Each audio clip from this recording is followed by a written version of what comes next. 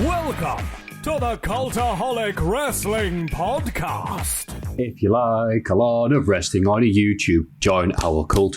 Hello and welcome to the second attempt at recording this fantastic podcast. So Thursday afternoons, that it usually is. This is now done on a Friday morning. This is the most up-to-date it's ever been. Yes, yeah, that's right. And there was news last night as well. It was the classic podcast curse that always happens. Yeah. So, in a way, it was a good thing. In a way. In a way, they should be equal. But it was a very frustrating afternoon.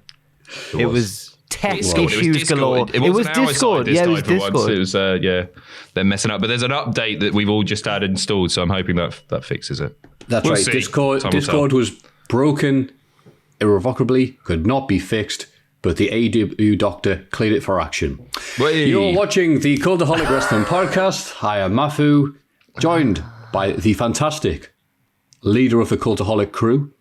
That's his official title, Mr. Adam Pacitti. Jack the Jobber. Sorry. Yeah, of course, yeah. How's it going? It's going grand. And Jack the Jobber is also here. How the hell are you, Hello. pal? I'm okay. How are you? I'm The grand, leader mate. of the I'm grand. Jackalites.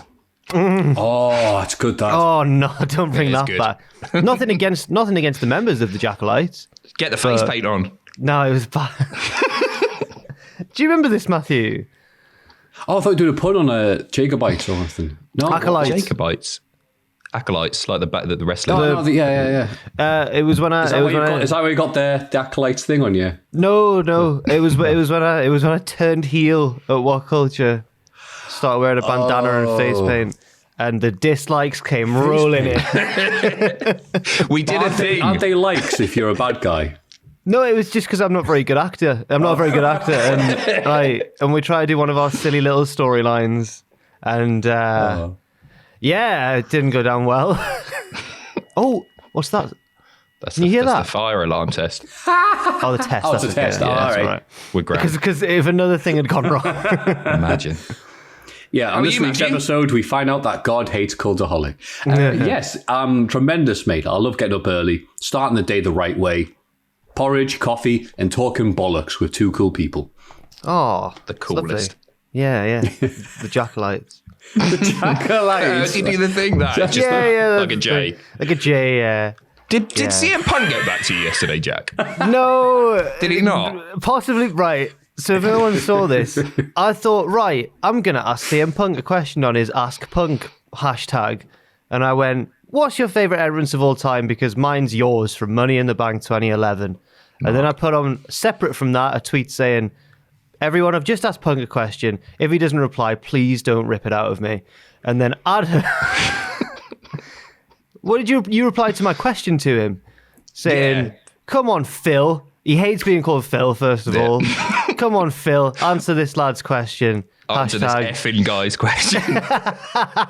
Hashtag ask spunk. Which I assume was a deliberate Clever typo. mistake. It was. It was a deliberate typo. He never got back to me, actually. Well, you know what? I thought about this on the way to work this morning, and actually, it wouldn't have helped your cause at all because he's had me blocked for 2 years. I totally forgot about it. Oh, so you just wouldn't have seen it? Yeah, but I guess a few people would have replied and stuff, so that might have boosted your chances just by pushing it to the top of the mentions. But no, I don't think. Sorry. That's all right. It's okay. Did you get blocked? I was sort of hoping you'd get blocked. That was No, I'm not blocked by him. by your hero. Big fan of the Jackalites, obviously. Only interaction with CM Punk was him just talking about all the great opponents he had over the years. And someone said, oh, what about those dudes in Philly? And he went, no, I don't want to talk about them. And I did a picture of Justice Payne. And he replied and went, oh, no. Oh, And that's the only interaction we've had. was he referring to Chikara? Because he didn't like Chikara as well. He doesn't like a lot of things, does he, Jack? No. Fair enough. He especially doesn't like you. No, he That's doesn't, one it of the turns out. He hates being... And you know what else he doesn't like? Go on, sorry, carry on. The WWE and their Sometimes. issues with independent contractor status. That's right. Earlier this week, look at that segue. Earlier this week, there was an email that was reported to be going around different wrestlers that seemed to be confusingly worded. These things happen, you know, when there's an uproar. Seeming to imply that wrestlers could no longer use either their WWE names in third-party websites such as Cameo or Twitch, or their actual names, which are also kind of owned by WWE. Since then, Talent were informed that they would be able to keep their Twitch and YouTube channels, but would have to do so under their real names and have to inform the company of the channels. So I would like to see WWE try and deal with Xavier Woods at this point, because it might be even stronger than them in terms of social media. Well, they own Up, Down, Down, don't they? That's a WWE brand. They must do. If it's Xavier Woods is Up, Down, Down, then if they own the name to that, then yeah.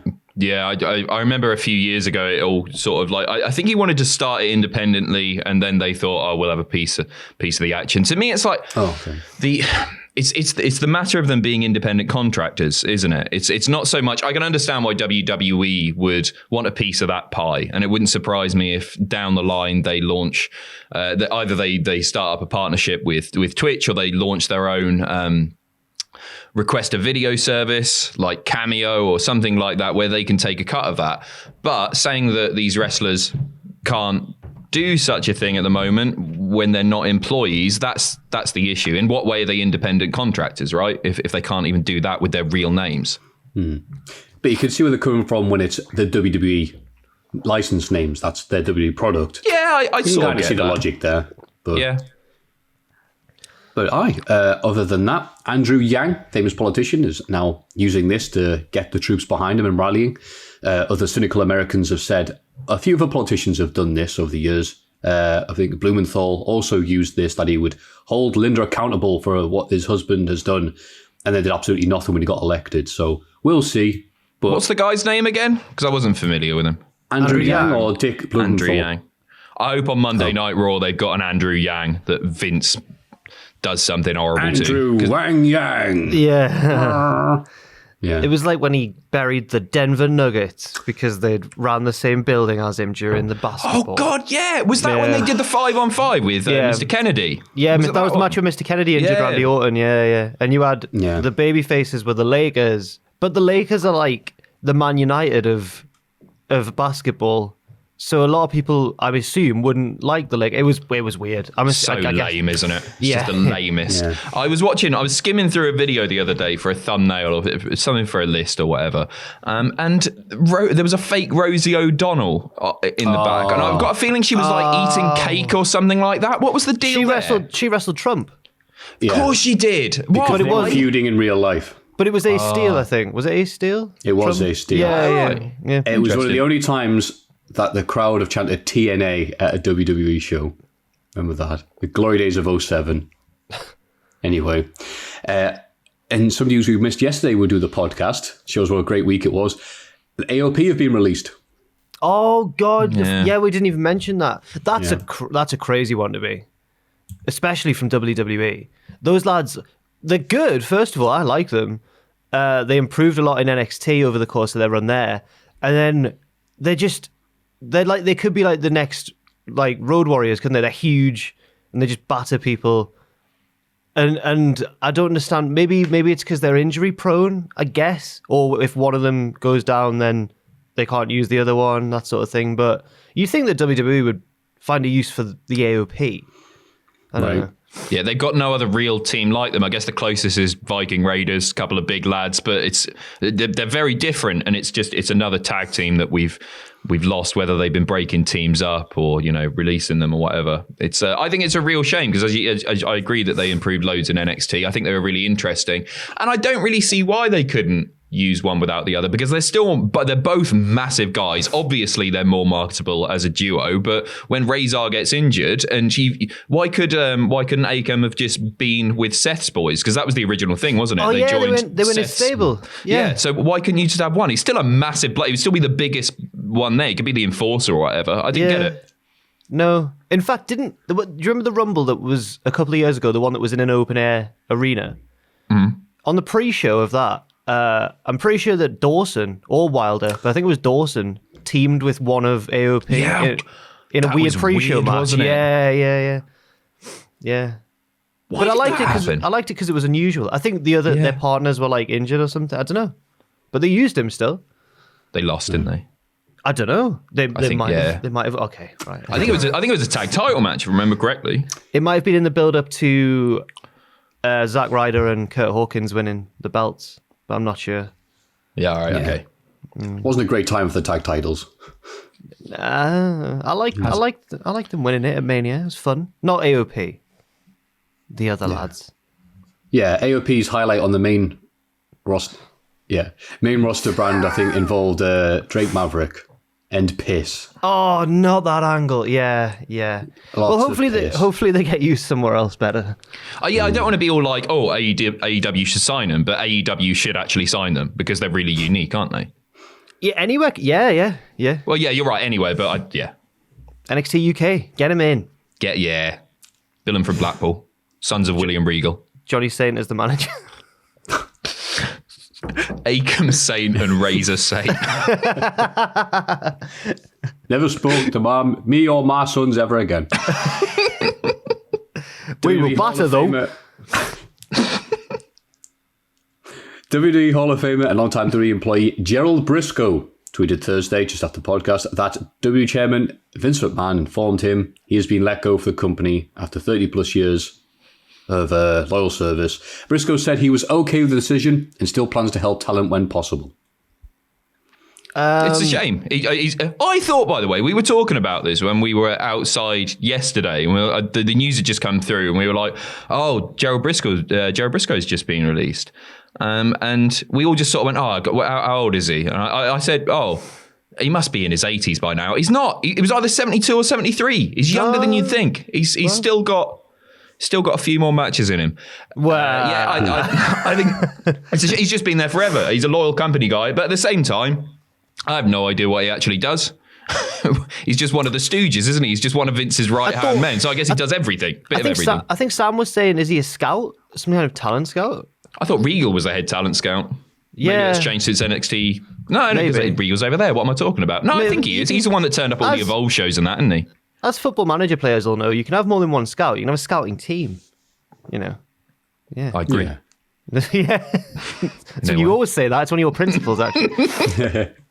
I like just the various stories of Gerald Briscoe backstage over the years. I think when Triple H tried to shoot down the idea of having Kurt Angle as the world champion, when he's too small, no one will believe him as champ. I think Briscoe sent something along the lines to Triple H. Could you take him down? Yeah. So thank you, Mr. McMahon. He's going to get hired back, I reckon, because I don't know, the way that he's talking, the ones that get hired back are always the ones that are professional and put the company over still. And his tweet, I saw it was just like, it was an honor and a privilege working for the chairman of the WWE at Vince McMahon and helping him build his empire. And it's like, I reckon he'll come back. Yeah, I think he used the term, build his empire. Building his empire. Wow. Yeah. His stranglehold. Yeah. Vince will read that and go, yes, I do have an empire. That's right. Hire him back. In some sad news, Barry Scott is a doubleheader for some reason of early TNA. Barry Scott, the TNA voiceover guy, cross the line, that guy. And also Steve Lee, a.k.a. Puppet the Psycho Dwarf, passed away last night. Hell of a tag team. Don't know why. I mean, no, it's really sad. I was watching the Midget Killer thing the other day, oddly enough. I think it came up for a list as well. It's just insane early TNA, isn't it? But that guy's voice was so good. So it made it feel big at a time when it needed to. And Puppet was like they went through a weird early phase during the weekly pay-per-views of having almost like a Little People division, but with like 3 people, and he was like the heel of the division. Yeah. And then there was that angle where he pulled a gun and Jarrett saved the day. Heel Jarrett saved everybody from the gun. Did he just boot him in the face or something? No, he snuck out the ring. Security came in to tackle him and he was like waving them off with the gun. And then Jarrett gets back in with a chair and just bonks him over the back of the head. Fantastic. It was a funny moment and it lives on. I think that is sad, and I wonder if he was still connected to wrestling. I don't know. Yeah. No clue, but I mean, hey, no one's forgetting that in a hurry. Yeah. Pentagon Jr. has changed his name. He's changed his name several times because AAA owned the gimmick. Right now in AEW, he is officially known as Pentacero M. That's because AAA be using that name for shirts and stuff. What were you going to say, Jack? I can't believe that neither of us have checked since yesterday which one of us is right, because I thought it was Penta L0M and you thought it was Penta 0M. Who are you to doubt Dave Meltzer? Other than every wrestling podcaster. In terms of a potential typo, especially, I'm one to doubt Dave Meltzer big time. Hugely. Penta L0M, it says. When we left to form Cultaholic, he put all our names in that edition of The Observer, and I'm sure he got Sam's name wrong. Yeah, it was Sam. It was like Sam Glider or something. Sam. No, Sam. It was Sam L. Driver. It's amazing after 40 years he's not learned to write, isn't it? He can't. No, he's doing 25,000 words a week. Yeah. I guess he's not got course. a proofreader, but some of the typos in there are mental.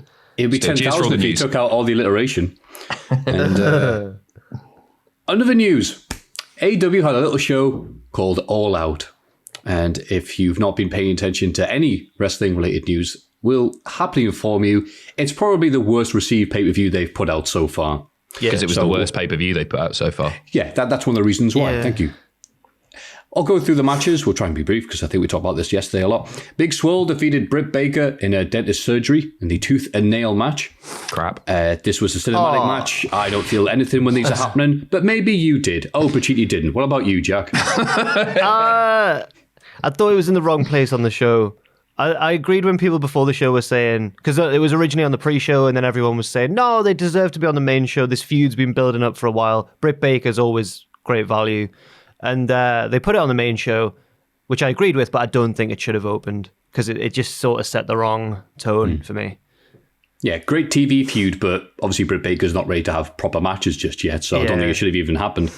The Bucks defeated Jurassic Express and act like nasty boys, not those ones. Good match, good tag, right? Good action, but that was it. No build, no Just story. a match, wasn't it? Dynamite match. There was a build. The two teams, they teamed together against 4 heels, and then the winning team got that sweet pay-per-view payday, and they'd won that match, and then they faced each other. But the Bucks have been healing it up all the while. So that's the sort of story, but it wasn't like a big... It wasn't... You could say it definitely wasn't a big pay-per-view worthy match, I suppose. But it was all right. Yeah. Lance Archer wins the Casino Battle Royale after nothing eventful happened. Oh, okay, I guess we'll move on then. Madseidel was the mystery guy and managed to show up, look very impressive. He can still gan. He gandhi all over the floor. Stepped off the top rope. Was luckily very fine because I messaged him to say sorry in advance for putting you in a certain video series. And he went, that's fine, Maffew, I love Cultaholic. And I went, no, the other one. And I went, oh, balls. And also Darby Allin tried to take the gloom off the things by taking a horrible body bag bump with thumbtacks inside the bag onto his head. I think I got that right. Yeah, it was scary. It could have easily gone wrong. Like, he just can't move his arms. It could have. He couldn't maneuver himself midair. He was at the mercy of... Who was it, Brian Cage? Yeah, it was Brian Cage. Nuts. Any thoughts there, Jack? I felt sorry for Seidel, obviously. Adam was saying yesterday that it's up there with the Shockmaster in terms of, like, botched debuts. It was really unlucky. I'm glad he managed to... Because as he falls, he manages to stick his arm out and, like, ping it off the top rope, and it kind of flattens him out, so he lands on his back. And if he did that on purpose, he's like Spider-Man. But sounded like such a child. He's like Spider-Man. But I thought positive of the Battle Royale, even though it had various mistakes, was that Will Hobbs looked good, the enhancement guy who's been wrestling on Dark a lot. They gave him quite a lot. He eliminated some people and looked big and strong. So I'm excited to see what they do with him on the plus side. Matt Hardy is KO'd in his match with Sammy Guevara. Won't go over the entire thing because you've probably seen or heard it by now. Matt Hardy took a horrible landing after come off the scissors lift. His body catching the table, but his head catching the concrete. Aubrey Edwards checked on him, realised, like Bulldog at SummerSlam 92, he's effed, and tried to stop the match. The AEW doctor then stepped in. Apparently was able to do a full concussion test Let's see if he was all right. Matt Hardy said, yeah, I'm fine. So they do it. All right, go climb that giant scaffold. And people have very rightly criticised the hell out of AEW, specifically this doctor, especially as Rebby Sky, Matt Hardy's wife, was tweeting and saying how he was obviously effed. How could you let him go and compete? What are you doing? Yeah. I'm not sure I believe here. Because obviously, if the doctor ran a test, then he completed that test in something like 75 seconds. And that is awful behavior. But we've only, as far as I know, been told that by AEW. They clarified the story twice later on, didn't they? And they changed it slightly via Tony Schiavone on commentary. I think they were just... I think they were just protecting themselves, and I'm not sure I believe that doctor thing happened. I think Matt just went, "Oh no, I can finish, I can continue," despite the fact that he just bumped his noggin pretty. Oh my god, flipping hard! Oh, no. Are you kidding? Oh no! Oh no, indeed! Oh no! Oh, he's back! Oh, that was quick! Oh no, indeed! Oh, he's back! That might be a one-off. Let's carry on. We'll see. Should we leave that in for people to see how gutted we were? This is what happened yesterday. Yeah. Wait a minute. Yeah. Okay, Carl. And right? so and so fingers crossed Matt is fine. They've reported since that he doesn't have a concussion, or he's not been diagnosed with a concussion, which is mental considering what happened. So but I'm not sure I believe AEW that he was checked. So something's not right there. Somebody's not telling the truth.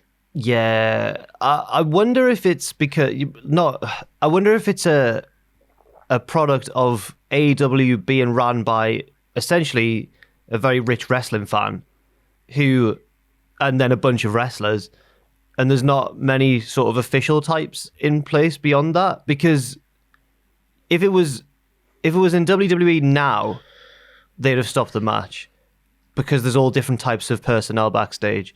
But is it maybe a case of like the inmates running the asylum a little bit? Like, do you think Tony Khan didn't feel like he had the authority, despite being Tony Khan, to be like, no, like literally, like stop the match now? Because I think you've just got to use your common sense, regardless of whether a doctor clears him or not. You've got to think, well, that's not right, because we've just seen him. We've seen what's happened. We saw how motionless he was. That's what got me, how still he was on the floor.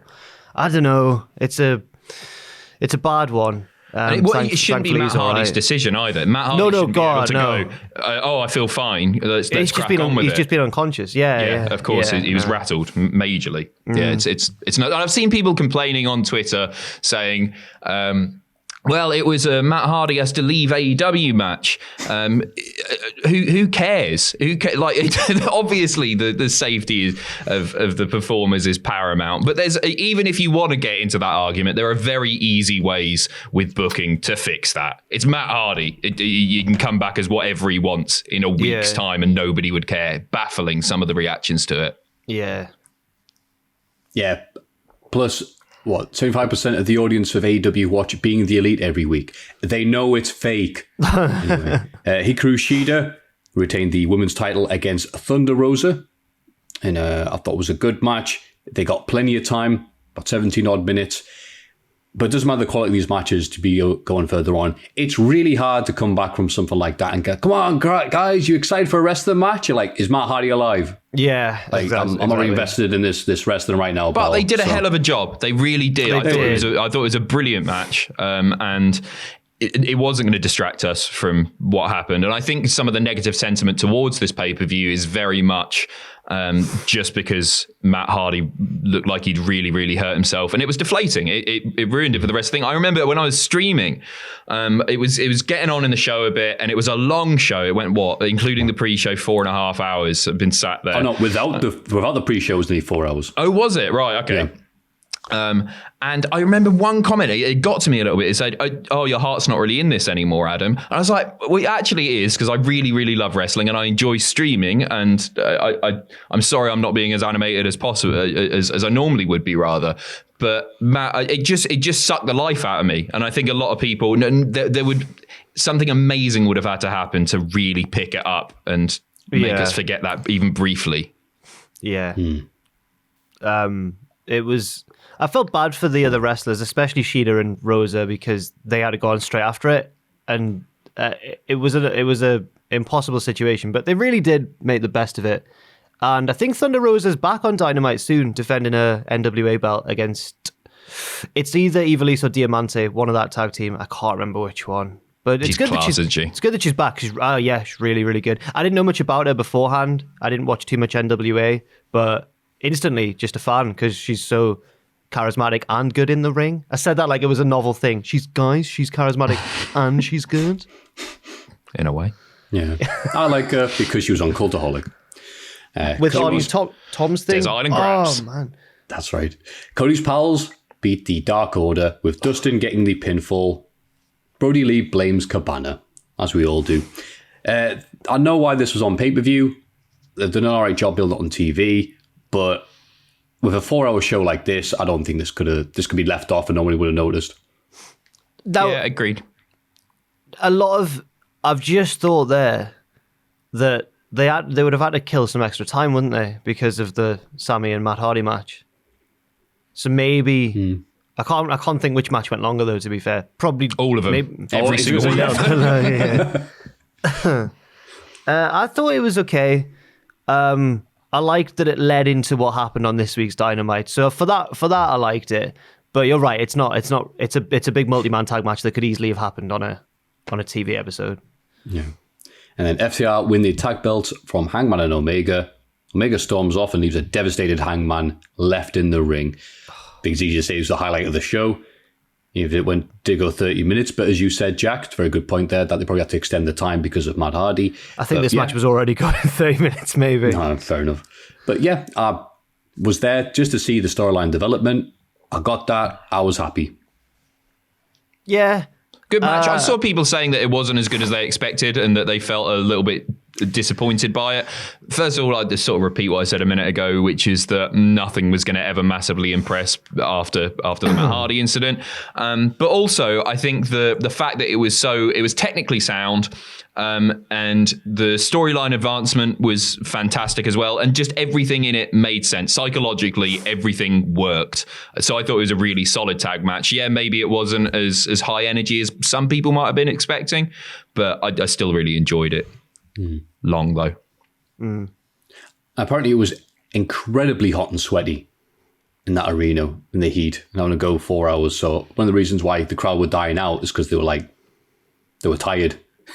Properly tired, probably as tired as the wrestlers and as tired as Chris Jericho was why he lost to Orange Cassidy in a Mimosa Mayhem match. Because he was tired. Okay. Well, it looks Paddy's making his entrance now. Oh, he's popped the boys, Maffew. No one's going to get that. No, they don't know. Cheeky. But yeah, it was all right, wasn't it? It felt like it went on an awful long time again. I know I'm just repeating myself. Every match felt like it went on for a long time, but it was just a lot of, whoa, is he? No, he's not yet. Give it 20 minutes. Yeah. It was okay. I remember thinking, when they unveiled the vats of mimosa, I got a sense of like, oh, it is what they said it would. There they are, the vats of mimosa. And I think you said yesterday as well that you were expecting some kind of twist or turn or just something extra, but it was just a straight up throw your opponent into mimosa match, which, was fine for what it was. But on this show, it would have struggled to get a good response after what happened. Yeah, I think it was nice seeing someone just take a screenshot of Jericho in the mimosa and it's just the wild Jericho in its natural habitat. Yeah, Jericho has fallen during this feud, but I'm not sure if Orange Cassidy is risen, so we'll see. Yeah, we'll see, yeah. I don't know, yeah, I sort of agree with you in that nobody is especially like he's been great. The new sort of the character development there and him being more passionate and angry at points has been really, really good. So I hope that continues. I don't want it to just go back to being silent Orange Cassidy. I think we passed that point now. But do you gain that much by knocking somebody into a big bowl of orange juice? We'll find out next week on our punishments video. And Jon Moxley in the main event retained the world title against MJF after Wardlow accidentally distracts the referee, allowing Mox to hit the banned paradigm shift and MJF's first pinfall loss in AEW. Oh yeah, it is. Yeah, fair enough. I thought this one was the best match on the show, probably. Oh, did you? Yeah, I prefer this to the tag match just because it was, after everything that had gone on and after such a long show, it was a little bit more simple. There was good guy versus bad guy. One wants to keep it outside of the ring and have a brawl. One wants to wrestle. And there was blood, and there was the heel trying to cheat, and then the babyface outwitting him. I just thought it was a simple story done really, really, really well. So I like that one the best, I think. I agree. Like that. Yeah. I'm on Jack's side here. I had nothing really to add there, apart from what we already know, which is that MJF is ridiculously good, unbelievably good. Like, he's the absolute future of the biz. He just gets it, doesn't he? He's for somebody who's like 12 years old, incredible. His biggest heel move would be signing with WWE. So if he ever does, I can't wait to see what he'd do with that. I don't think he would. I think he'd be very loyal to AEW probably because of what they've done for his career. But imagine if he did. That would be fantastic. No, I mean, thought you meant like his gimmick would be, guess what, guys? I've signed with he comes on AEW Dynamite and just says it. They could do the Punk when he left Ring of Honor thing with him. Yeah. Yeah. He uses Wardlow's back to sign the contract. Yeah. Yeah. So there were some highlights on the show, but we have to make it obvious that we're not getting paid by Tony Khan every week, so we can't ignore the huge boiling negatives that were on the show. Boiling negative. Yeah, I still like AEW, still like Dynamite, but I'm not going to sit here and go, wasn't that bad, guys? Yeah, because it was in certain bits. Oof. And we're the positive ones, remember. So it's been a lot of news, but we're going to move on before Discord breaks again to the next segment. Everybody get excited for the Cultaholic Hall of Fame. Before we go into the Hall of Fame segment, which, as we all know, is everyone's favourite segment on this podcast, we're going to address one little issue on this podcast, and that is our friend and yours, Mr. Ross Twiddell. Mr. Ross has taken a leave of absence to deal with some issues he has going on with him. And I'll say this, and hopefully it's interpreted the right way, because sometimes I say things and they sound like Shakespeare in my head and come out as complete bollocks. But I'm happy and proud to be his friend and to be his work colleague. I'm also happy and proud to support him when he comes out on Twitter, a man who is known by so many people, and to fully admit that he has these problems. Because I think at the end of the day, keeping these problems a secret and trying to keep them hidden will only make them worse. Was that eloquent? Agreed. That was totally fair. My best there. Sorry, I'm not qualified enough to be talking about things like this, but we just wanted to say that, yeah, we know he's not here. We love you, Ross. What are you going to say, Pacitti? Well, I think it sort of it shines a light on the fact that the way that you see people on whatever platform they use isn't always them. And on WTF, for example, Ross is boisterous, and he's very animated and loud and incredibly hysterically funny. But that isn't always, the real life Ross. He is all of those things. He's a wonderful guy, of course, but he's also a real person, and there's a human behind that character, I guess, that he's playing, and so I couldn't agree more with you that for him to come out and say that is an incredibly brave thing to do. And hopefully we'll see him back sooner rather than later, and he'll keep you updated on that. But yeah, we miss him. Things aren't the same without him. Yeah, the outpouring from all of Ross's fans has been amazing as well on Twitter. So it's nice to see that, so many of it's nice to see that we've got a fan base who generally, for the most part, are really, really supportive when it comes to this sort of thing. So that's good as well. They're cool. We're lucky. I think, and I'm not just saying this, but looking at the other channels and all that, I think we've got the best fan base. I'm just saying, they're cool as hell, our fan base, and we see it all the time, like the live streams and everything. Don't you think they're class? So being from the northeast, I always went to Leeds Festival rather than Reading. Reading's the bigger one; it's on TV, and the bands would always say between songs, "Hey guys, we're not just saying this. we know that Leeds is the better festival. And every year, everyone would go, yes, Billy Joe Armstrong thinks that Leeds is better. You know for a fact that the next day they're going to Reading and going, you know what, guys, Reading is the... All right, what cultures was better then? Fine. I preferred them. More of them. Cut that out, put on Twitter. No, we got a good bunch of good. guys and gals, aren't they? Yeah. Cheers to you guys. All the best. Love and light. Cultaholicshop.com. That's right. And that's the tone that Ross would like right now, by the way. I'd like to point out. Yeah. You can watch 3 seconds of that and go, Anyway, Hall of Fame. Last week's picks in condescending order. Pokemon Go, 24%. Bret Hart's book, Hitman, 28%. Bollocks. And Jack's Fall Guys win, 48%. Thank you. Very deserving win. I'm very happy that you got 1 win on Fall Guys. It's been on Fall Guys. I thought you meant in the Hall of Fame. It is 2 now, but 1 was off stream. Didn't happen then. Yeah, true. No, I was gonna just say before that. Was it Adam who nominated Pokemon Go last week? Right. I was walking to Tesco the other day, and you know when you get a sense. I think I was looking at my phone or something. You know when you get a sense you're going to walk into someone, and I looked up and saw what could only be described as 4 hoodlums walking the other way. It's my posse, the poker posse. It was, oh no, it was Adam and Sam, and then 2 of our editors, Owen and, was it Andrew? Yeah.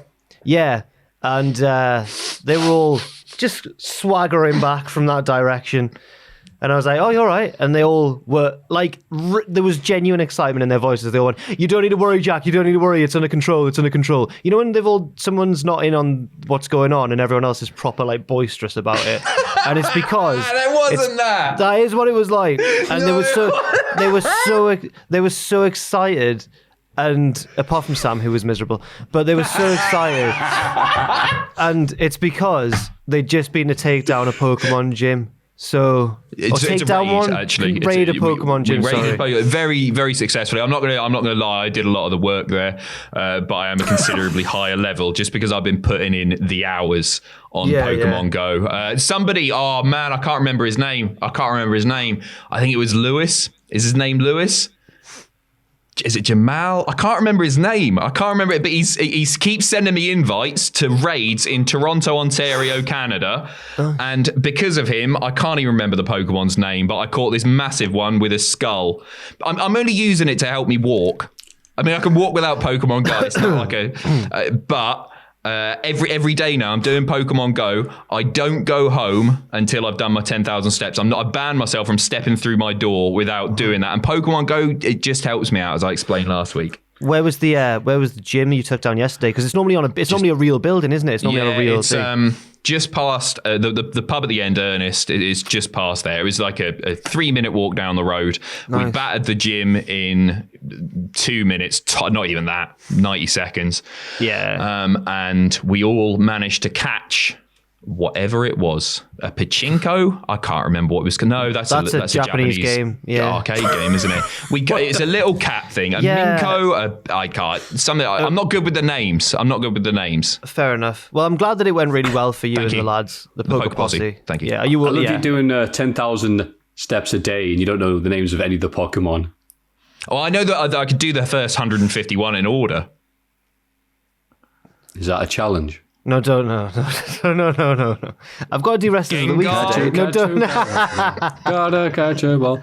We'll do that another time, methinks. But I'm happy to see you and Team Cockett are out doing stuff. But you won't be able to do it. How long did you add that in your head? That was a proper mean Bubba Ray Dudley insult. I'm not taking that from some little weird weeb. No, Sam was in your team. Why am I laying it? Why am I? He's done nothing wrong to me recently. I don't know why I'm laying it on Sam so much. And he's not a weeb. Oh no, Sam is 100%. Oh yeah, of course he is. That's why I said it. Yeah, machine. Sam is. Do you know a weeb is someone who like is proper into Japanese culture, and Sam, more than anyone else in the office, is proper into Japanese culture. Yeah. When he brought half the egg dome back with him when he went there. He did insist on me getting a new office chair in for his love doll thing, his girlfriend. No.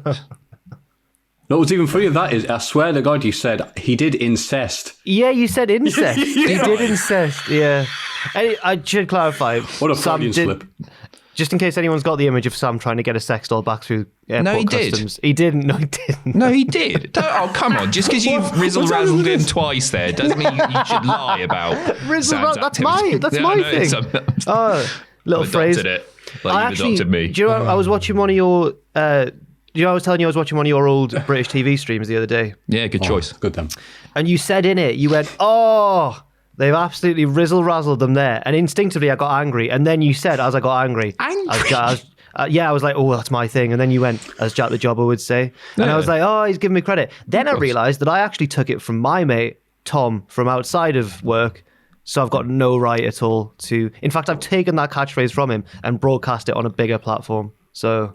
Well, it's okay. Your new catchphrase is, I hate Sam Driver anyway. So... No, Who am I attributing it to when I mistakenly say it now because I don't know what to say? Who do I? What's his name? Tom. My mate Tom Parker, yeah, and his and his mates from uni, I think, all used it, and I just took it from them. Yeah. Okay. Anyway, sorry, that was a big tangent. Sorry. No problem. What's your pick? It's Will Grigg, the Sunderland striker, but if it wins, which it won't, then I'd like him to be represented on the board by a pixelated Football Manager version of Will Grigg, because me and Owen do Football Manager streams every Wednesday at 6 p.m. And this week we won the league, propelled largely by the striking ability of Will Grigg, who in real life has not been so prolific for Sunderland, but on the game he got 29 goals in the season. That's a pretty good return. That's decent. So well done, Will Grigg, and well done me and Owen for getting promoted. That's my pick. Yeah. That's class. Good for Will Grigg. That's class. I think everyone should tweet him. Tweet both of you and with words of support. Has he got Twitter? The real Will Griggs. I assume it's just Grigg. I assume so too. Will what? It's just Grigg. Will Grigg. Will Grigg. Will Grigg. So find him on Twitter. CC Jack in with it. Come on. Let's get him. No. Thing is, give him the respect he deserves. He doesn't even seem to like Sunderland very much. He's not based in the northeast. Apparently, he's not moved here since transferring last year or the year before. Where does he live? So he last played for Wigan. I think he lives around Manchester. Yeah, fair. Yeah. Better than Sunderland, isn't it? Anyway, that's my pick is Will Grigg. Yesterday I talked about that fake Tinder and Snapchat account that was set up for me, but I felt like I was promoting bad behaviour. So it's Will Grigg this week. And tweet him. I'll promote the bad behaviour. Don't make fake profiles of anyone on Tinder and Snapchat. Especially Will Griggs. All right? Especially me, and it's just Grigg. Especially me, because that happened to me this week, and they said I was 32 in it. And let's move on because that was annoying. I'm not 32. That's a good pick there. It's got to see you still playing those fantasy games. My pick this week is... Wait, what? Well, because Sunderland won the league. Oh, I thought he was I thought you meant like a pervy fantasy, like a sex one. No. That's the other guy who works in the office, S Driver. No, we can't just say this about Sam. Try to join in. My pick this week is going to be Madseidel, but not just because he had that little mishap there, and I like it when those things happen because I'm a miserable, insecure person. I'm going to bring it up because I know a lot of young'uns watch this show, and a lot of them aren't that familiar with the entire history of wrestling, and it's so big and varied, you can't expect them to know everything. But I don't want people to think that Madseidel is just this dude who showed up in AEW, messed up a move, and then was like, ha, ha, ha. People should know how good this man was back in the day, either when he was in the indie scene and between, 05, he was doing IW Mid-South and PWG. When he got the WWE roster, he was doing ECW on Sci-Fi and he was bumping like a certain pachinko machine. There we go, got that in my head now. He'd sell for people like Mike Knox and Hardcore Holly, make them look like bigger stars than they were. They got on the main roster, had maybe the second or third best RKO in history when he did the shooting star press right into it. Second. And is it second? What's... Rollins is the first. I was going to say. So there's another one, but I think they all felt like imitations. Oh, okay, yeah, there we go. But after that, they tried to do some other stuff where people come off the top rope. It always felt like they were just copying the Evan Bourne. They were a bit more contrived, yeah. But the Bourne one was cool. Yeah, really good shot. Really good pick, Maffew. Yeah. So he's good. young'uns who are watching this going, look, who's this crap wrestler? Who's this almost Shockmaster person? Which I don't agree with. No, he's mint. He's been mint for years. And also, he admitted he's a furry in an interview with High Spots, which I think is pretty cool. He said he went to the jungle and assumed, was it a panther? I think his panther spirit that lived inside him. Yeah. He said he just one of the craziest things. He said he thought he was a wolf or something because he was hallucinating. Yeah, I've seen that interview. Yeah. Yeah. When you said he was a furry, I thought you meant like the costumes he'd be running about in. Yeah. Not that he actually felt his wolf spirit or whatever come out of him. He's 33% furry. I think you've boiled it down. Furry. No, I don't know if we can. That's got to be what it is on the Patreon voting thing for the Hall of Fame. Wait, which Madseidel? Which Madseidel? Oh, that one. There we go. Proud Furry. Thank you for clarifying. I'm putting that up this week. So you want Proud Furry, Madseidel. Before you do it, Seidel. Get out. Before you do it, I know that you're going to put Will Griggs because I'll write it down. No, it's Grigg. Willie Giggs. Little Willie Giggs. Little Willie Giggs. Little Willie. Not proud to be a furry, Will Griggs.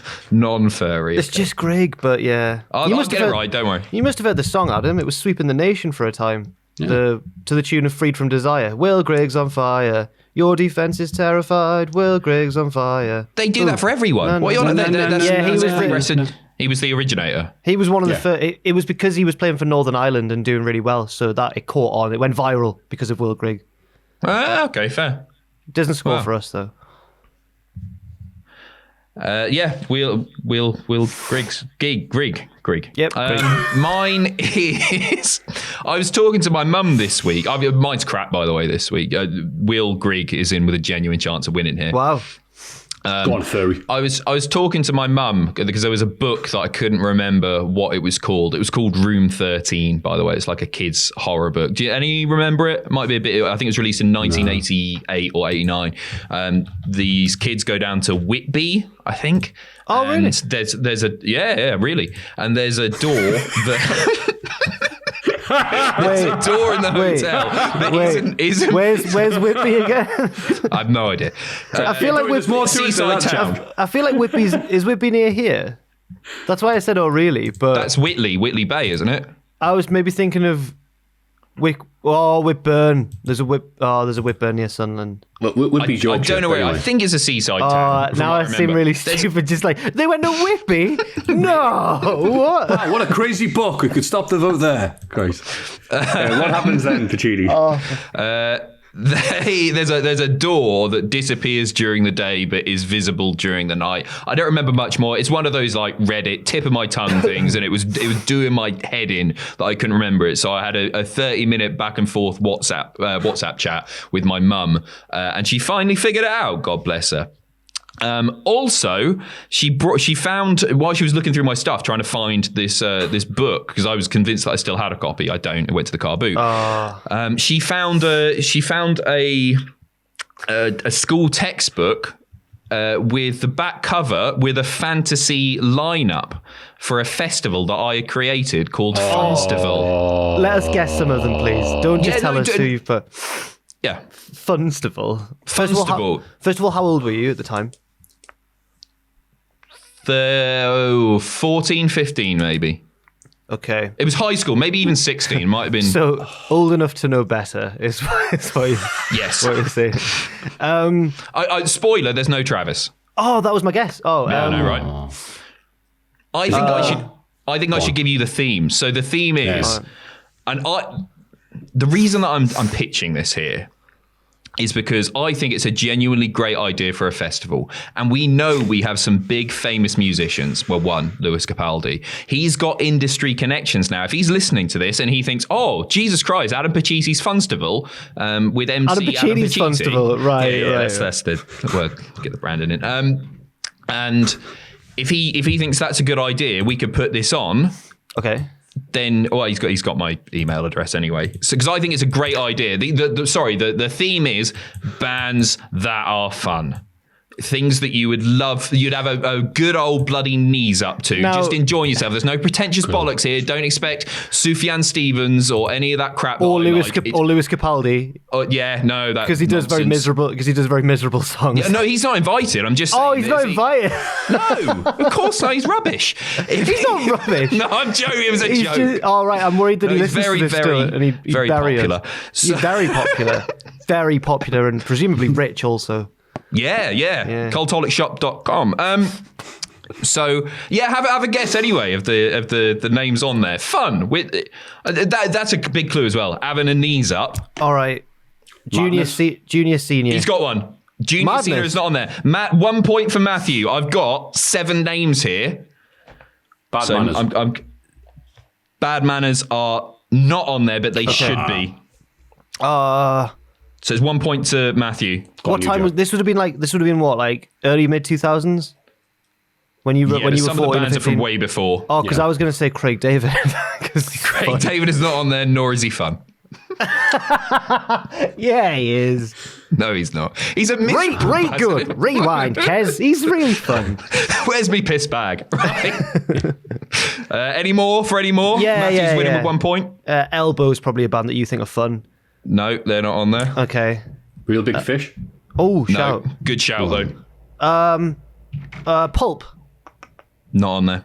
Oh, what? I would have put my house on you picking Pulp.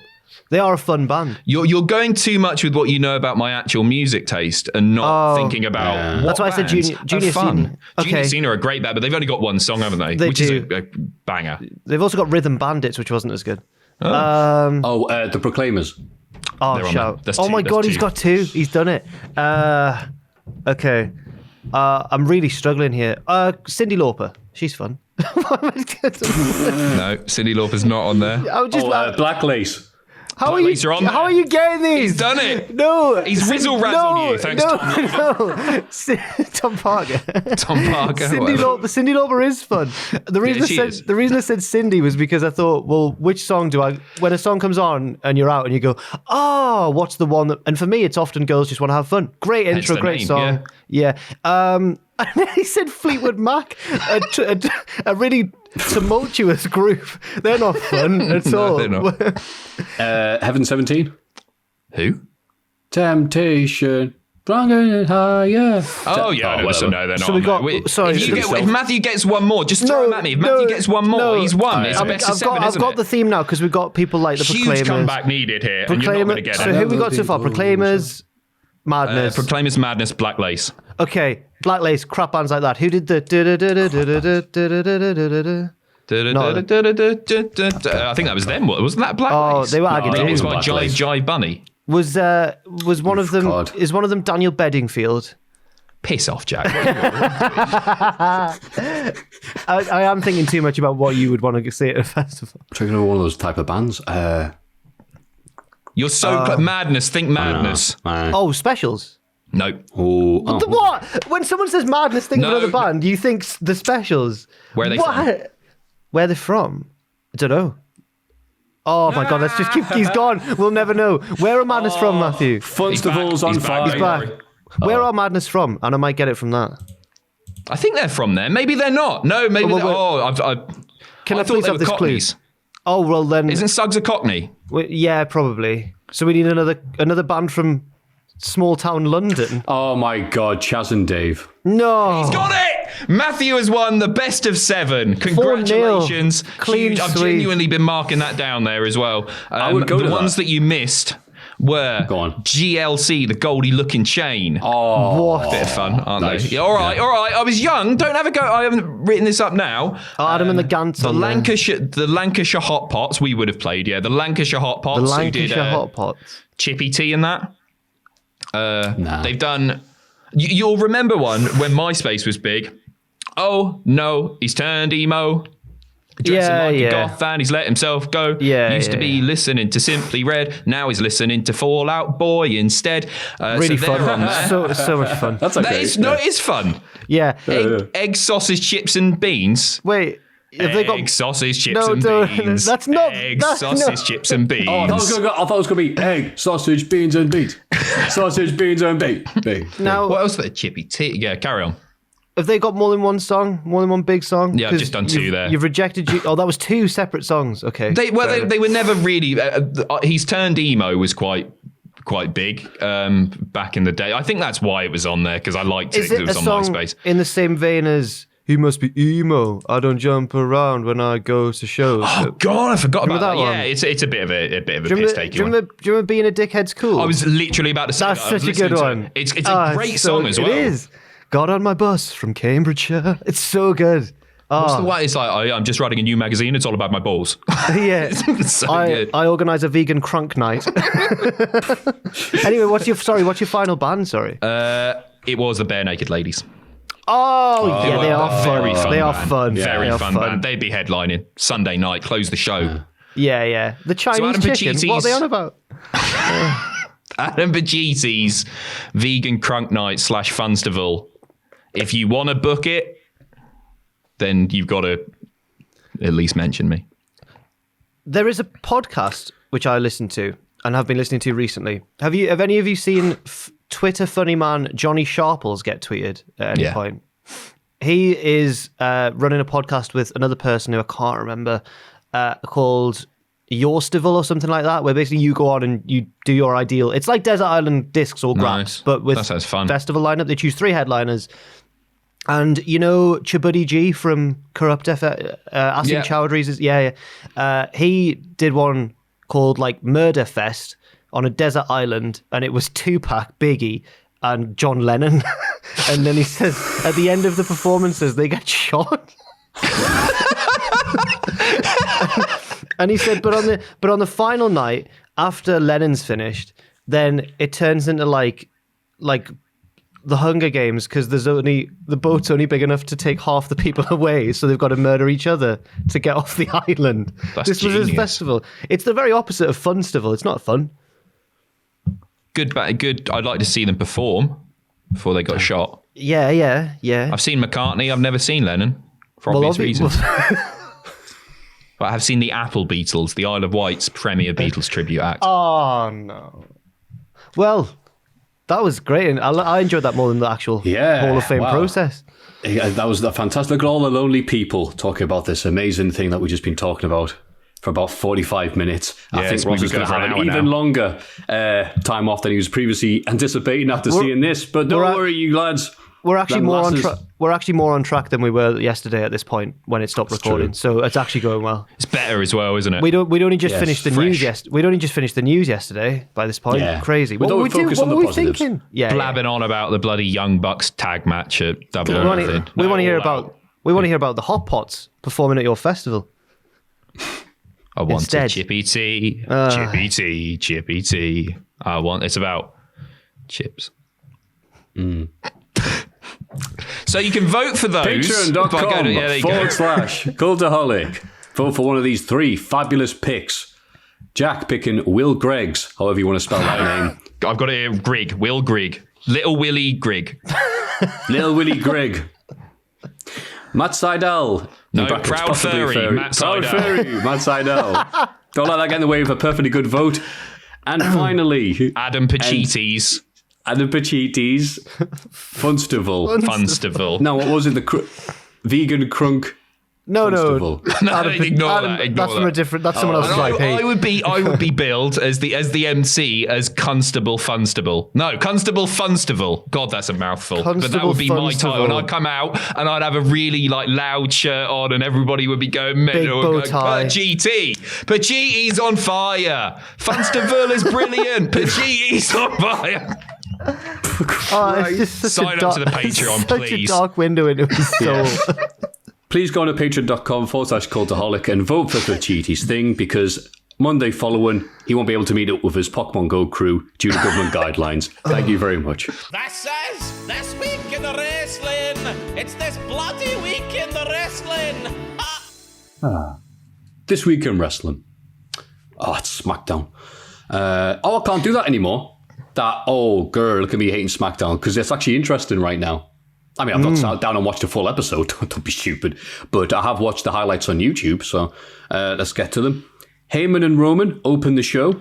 and Heyman hypes Roman as the biggest star in WWE, and not on Cameo, and the only right choice for Universal Champion. He also refers to Corey Graves as Carmella's latest boyfriend, the Rapscallion. Heyman gives us his title, Special Counsel to the Tribal Chief, and Roman says this is his island. And they'll be having Murder Fest next month. What are your thoughts so far on Roman Reigns coming back, Jack? Love it. Really, really enjoying him as a baddie. Don't know how. I mean, I'm assuming the whole playing up the Samoan tribal like ancestry thing was his idea. I hope so, because that's fine if so. If not, bit weird. But no, I'm really enjoying it, and I'm enjoying Heyman in his role, of course. So yeah, no complaints here. Yeah, it's exactly what we've asked for, and it's delivering, isn't it? It's great, exciting. Yeah. Heavy Machinery beat Miz and Morrison, but Morrison steals Otis' briefcase and takes it to the back. It's later revealed to contain a sandwich. Shades of Q in GoldenEye. Why have you written that? Because GoldenEye was on last weekend and I watched it, or the weekend before. And it's one of my favourite, my favourite bit of any James Bond film is when Q's showing him all the gadgets and scolding him at the same time. And in that one, he's showing him loads of things that don't look like they're going to be gadgets, and they are. And he's just, like, Bond picks up this baguette and he just starts looking at it, and Q just goes, "Don't touch that! That's my lunch." It's so good. It's classic. Love Desmond Llewellyn. Q's like the best. The Simpsons parodied that sort of, right? Is it Lionel Hutzie's tapping the briefcase and it falls open and a sandwich rolls out? Is that a parody of that? I've not seen. No, that might have been before GoldenEye even. Oh right, yeah. What was GoldenEye? 96? Like 95, 96 maybe. Yeah. Anyway, this was more interesting than the segment. I imagine so, because I didn't watch it. Haha. SmackDown's great in the highlights. Well, at least they know. At least they remembered that Otis has that briefcase, right? Yeah, it's nice that they remembered that. That's reassuring. Big E is about to deliver a cake to Woods for his birthday, but is instead jumped by Sheamus in the back. He hits white noise onto a car windshield. Mm-hmm. Or like a real car. Like, is it the white noise the air raid crash thing? Yeah. Yeah, he did that, yeah. It's cool. Oh, okay. I'm guessing they were done on Payback, but I guess not. The glass was probably like sugar glass or something, but it still looked good. Sasha and Bayley have a rematch with Nia and Shayna for the tag titles. The champs retain after a big Nia crossbody, and Sasha appears to be injured. Bayley starts to help her out the ring, then attacks. It finally happened, and she Pillmanizes Sasha's neck. And saw the highlights of this on YouTube. It finally happened. The thing we've been waiting for. Getting Pacitti. It feels like it's been a long time coming, but it's one of those things that actually I think the timing's been quite nice, because I don't think it got boring at any point. I wasn't too into their partnership at the beginning, but it really grew on me. And this just feels like perfect timing. And I don't think they'll rush it. I don't think they'll be doing it at Survivor Series. Rumble's a possibility. It might even go all the way to April. Who knows? Yes. You reckon WrestleMania? I reckon Sasha's winning the Rumble. Oh, yeah, that'd be great. Yeah, that makes. I would love it if she did. But the way they've booked Sasha over the years, they'd probably just have Rousey come back and chuck her out straight away. But I'd like Sasha to win the Rumble. I would love it if she won. I would love it. Yeah, I'd love it. Sami Zayn and Jeff Hardy argue who is the real IC champion. Styles gets involved. They all fight, and Zayn stands tall. Yeah. Anything to add? No, not really. That was. And then Jey Uso is Big E's replacement in a number one contender four-way main event. The others are Corbin, Sheamus, and Riddle. Jey wins, pinning Riddle. That's a shocker. Jey Uso. Love it. Yeah. I love it. And I just think none of us saw it coming. Obviously, he's going to get battered by Roman, but that's the right thing to happen, and it'll be really, really entertaining. It'll sell like a madman. Jey Uso's getting a bloody Universal title shot. Mm-hmm. One half of the best tag team to ever exist on the planet ever. You are a big Usos fan, aren't you? Yeah. I do like the Usos. I don't think that, but I just think it's lovely. Yeah. I like it. I feel like Roman's going to do something dastardly to Jey and really solidify him being a heel, because Jay's acting like Roman's not actually a heel yet. He's like, "Are you all right with Heyman? Is everything fine?" And Roman's like, "It's all under control." And he's just going to do something horrible to Jey Uso. Worried for Jay. Excited for the story. Let's carry on. Well said, Jack. He says, what do you think about Heyman? He goes, Saul Goodman. So, interesting things happening on SmackDown. Let's see if it continues on Raw. Orton cuts a promo on Drew to open the show, but Drew appears to have stolen an ambulance and drives it into the arena, and he claymores Orton and is held back by refs. Drew is apparently not ejected from the building because he interferes in Orton's match with Keith Lee later and claymores him again, and he's still not taken care of because he jumps Orton backstage and claymores him a third time. I reckon this is why Gerald Briscoe got released. Shotgun there, he was allowed to stay in the arena. So you think Briscoe's doing security? Imagine Briscoe trying to get Drew out of the building. I'm sorry, Mr. McMahon. He went left and I thought it was going right. And the awkward bit here is because he came in the arena, obviously reversing in, checking his mirrors and everything, and it's like, it's Drew McIntyre. So they start playing his music, but because his music has that like ka-ching sound effect, because it's a claymore, it sounded like as he opened the door, like for dramatic effect, they added this. I genuinely thought it was, because I went, that's not what a door open sounds like. It's like, Drew McIntyre, ka-ching, and then his music played. And it wasn't, but they do this in other segments, so I thought it was in the realm of possibilities. Any thoughts here towards Wild Drew doing GTA? I loved Ka-ching when I was a kid. That was a good program. Ka-ching? Yeah, Ka-ching. Because Matthew was going Ka-ching. No, what is Ka-ching? What's Ka-ching? It was I can't remember if it was CBBC or CITV, but it was a live action series about a teenage .com millionaire who makes ringtones, but keeps it a secret from his parents. I've got some vague memory of that, seeing that for or something. He really fancied Tamsin, the girl, but she was going out with Ricardo, like the dickhead. Yeah. It was cool. Drew here was why have I gone on that one? Drew was mirroring. Anyone else likes Ka-ching? Leave your favorite Ka-ching memories in the comment section was down good, below. wasn't it? You know Zap? Yeah, that's my favorite reference. That's what I thought you meant. I was a bit younger for Zap.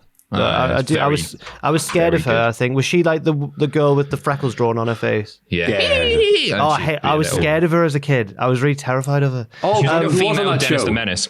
Yeah, who was on the show? Banksy. What? Neil Buchanan himself. Oh yeah, Neil Buchanan is Banksy. Drew. Yeah, Randy's the sort of Ricardo in this situation. Yeah, Taj is more Drew. Yeah. Who's Tamsin? Tamsin's Randy's wife, I suppose. The belt. That makes sense. Yeah. So leave your favorite Ka-ching memories in the comments down below.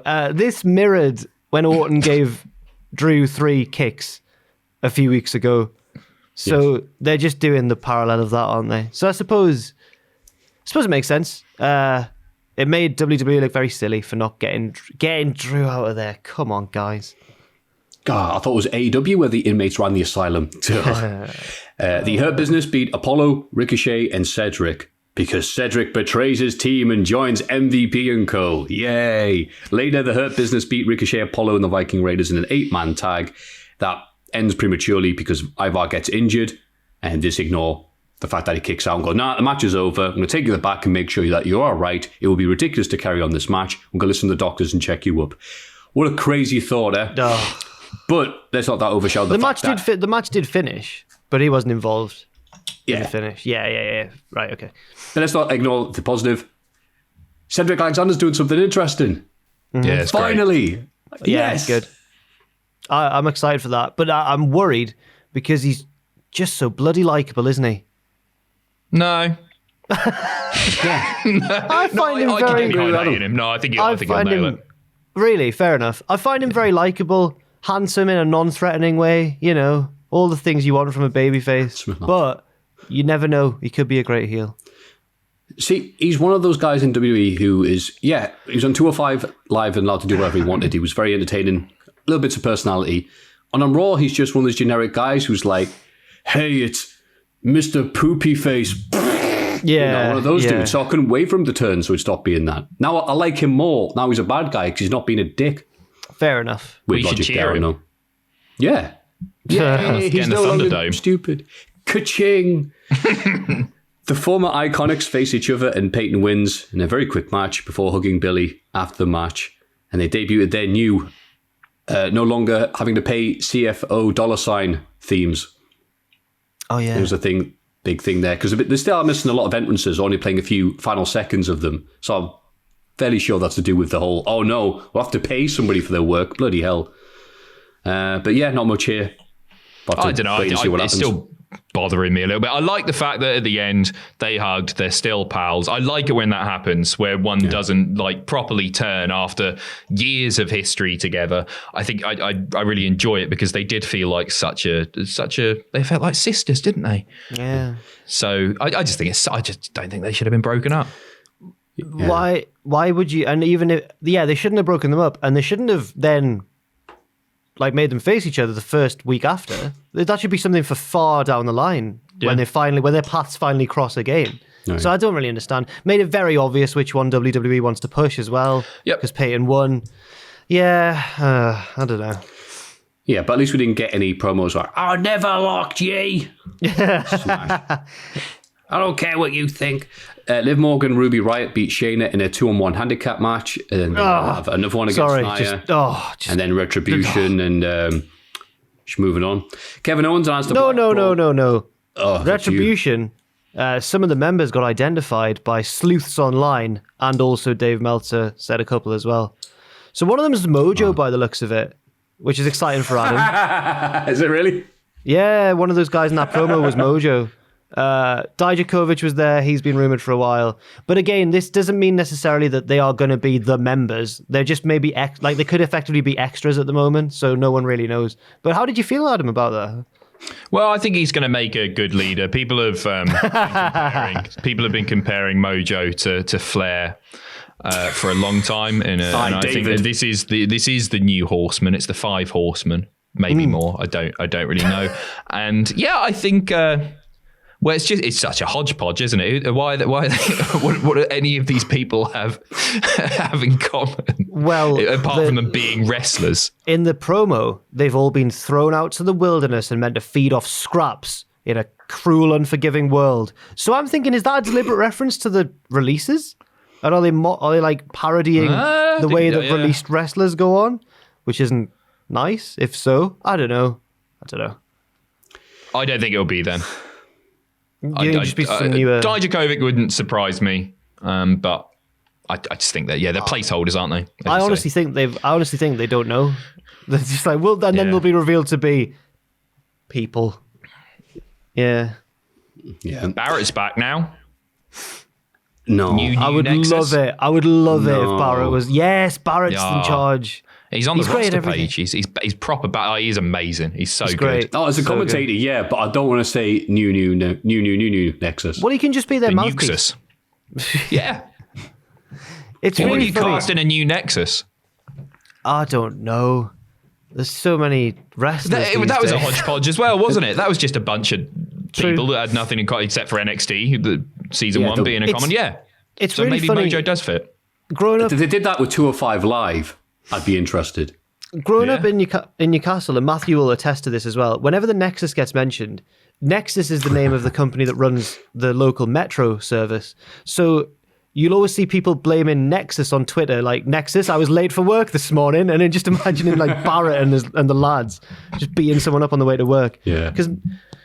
Because Nexus are rubbish. I see a lot of it as well, because TNA launched a similar stable called Southern Vectis. So whenever I see Southern Vectis pop up, I think, it's like the bus company on the Isle of Wight. Yeah. Hover Travel is another one. Wow. And Derek Sandy was in Ring of Honor for a bit as well. Derek. Remember when we had the National Express tag team? Really awkward, that. Sorry, that was crap. So rubbish. But you say it so well, Pacitti. We almost thought you were being... I was like, when was... Yeah, I know. Yeah, it's that brief moment of... Well, I don't remember. Oh, he's been Pacitti-ish, right? Who was in that? Probably Zema Ion. Yeah. Why we like to work? Justin Gabriel gave the Metro a 450. Yeah. Kevin Owens and Aleister Black brawl in Raw Underground, but Dabba-Kato gets involved and comes out on top. Big gold mess. Dabba-Kato. He's there. He's arrived. Yeah. And he's looking as good as you can look in Raw Underground, which is not very. Was that Eric Bischoff's theme music lyrics? Yeah. The problem is, If and he looks all right. If Owens and Black were brawling in the ring, and he came out to the ring, this pretty unknown guy, and battered both of them in the ring, that would be huge. But because he did it on Raw Underground, the impact gets taken away. Couldn't agree more. There's something about it, isn't there, that I'm just struggling to care. And in my head, they all sort of just merge into one. Like, I couldn't tell you what happened 2 weeks ago on Raw Underground. It's all just some murky stuff. And I don't know what that is. I don't know if the aesthetic plays into that. But yeah, it's something's just, I'm not bothered. Which is a shame, because I want to like it. But I like it because it's blatantly Shane McMahon's fantasy playing out. And that's funny to me. Yeah, fair. That's what laughter sounds like, kids. And yeah, I'm still waiting for anything, the point of it to be revealed. The Shane McMahon title or whatever. But until then, Big Dom Mysterio faces Murphy in a no DQ match with the Mysterio family at ringside. They all team up and batter Murphy with kendo sticks. It's a happy ending to Raw. I like this. I like the family getting together and beating up someone. Good memories. I saw, was it you, Maffew? Was it you, Maffew, or was it someone atting you on Twitter, or was it just someone else on Twitter anyway, who'd synced up the kendo stick thing with Don't Stop Me Now, like the scene in Shaun of the Dead with all the cool cues? Yeah, that will be Mercy the Buzzard, who does lots of good work. Right. Yeah, I liked it. Very happy with that plug. But yes, did you like it, Adam? Yeah, I thought it was good. Sorry, my ears are really hurting. These headphones are very tight, so I'm just pulling my ears. Yes, I liked it. Dominic Mysterio is ridiculously good, etc., etc. Yeah, I thought it was good. It was fun end to the show. It was decent. Yeah. And Buddy Murphy is someone who's very good at taking a beating. Just sold it like mad. Looked great. NXT Super Tuesday. It says here Tuesday. Oh, is that supposed to be NXT Super Tuesday? Tuesday. Oh, I get it. Thank you. Adam Cole and Finn Balor have their match for the vacant NXT title. Balor wins, and Cole later congratulates him backstage. Ooh. Intriguing. It was what it was. I saw lots of people raving about this online. I was too distracted by the fact that Scott Pilgrim the Game is going to be out very soon. They finally managed to re-release it, ladies and gentlemen. It only took 10 years of bugging the people who made it. What reminded you of that about Cole and Balor? I thought I'd talk about something positive. Oh, I liked the match. It was a good match. There's just something about... I liked it. Yeah, that's good. Maffew just hates kickouts.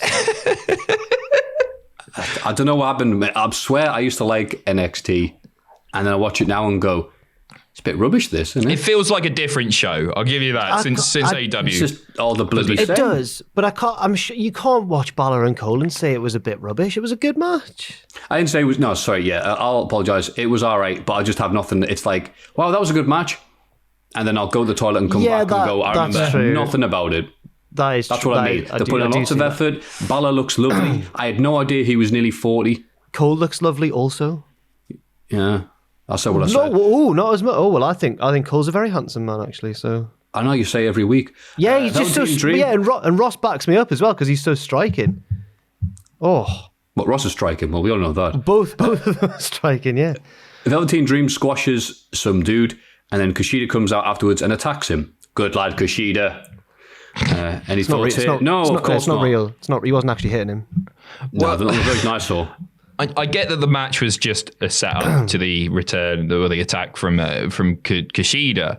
It just felt a bit weird seeing Velveteen Dream do a squash. It was just odd. But yeah, good to see Kushida back. Hopefully he doesn't get hurt or anything this time because it's just not been very good in NXT. Kushida's doing nothing. And it's so sad to see the WCPW PWWC winner. Well done. Nice. Thank you. Being treated in such a way. Because he already got attacked by the Prestige, and now he's got this to deal with. Poor booking. Yeah, he did. Well, Trips wanted him.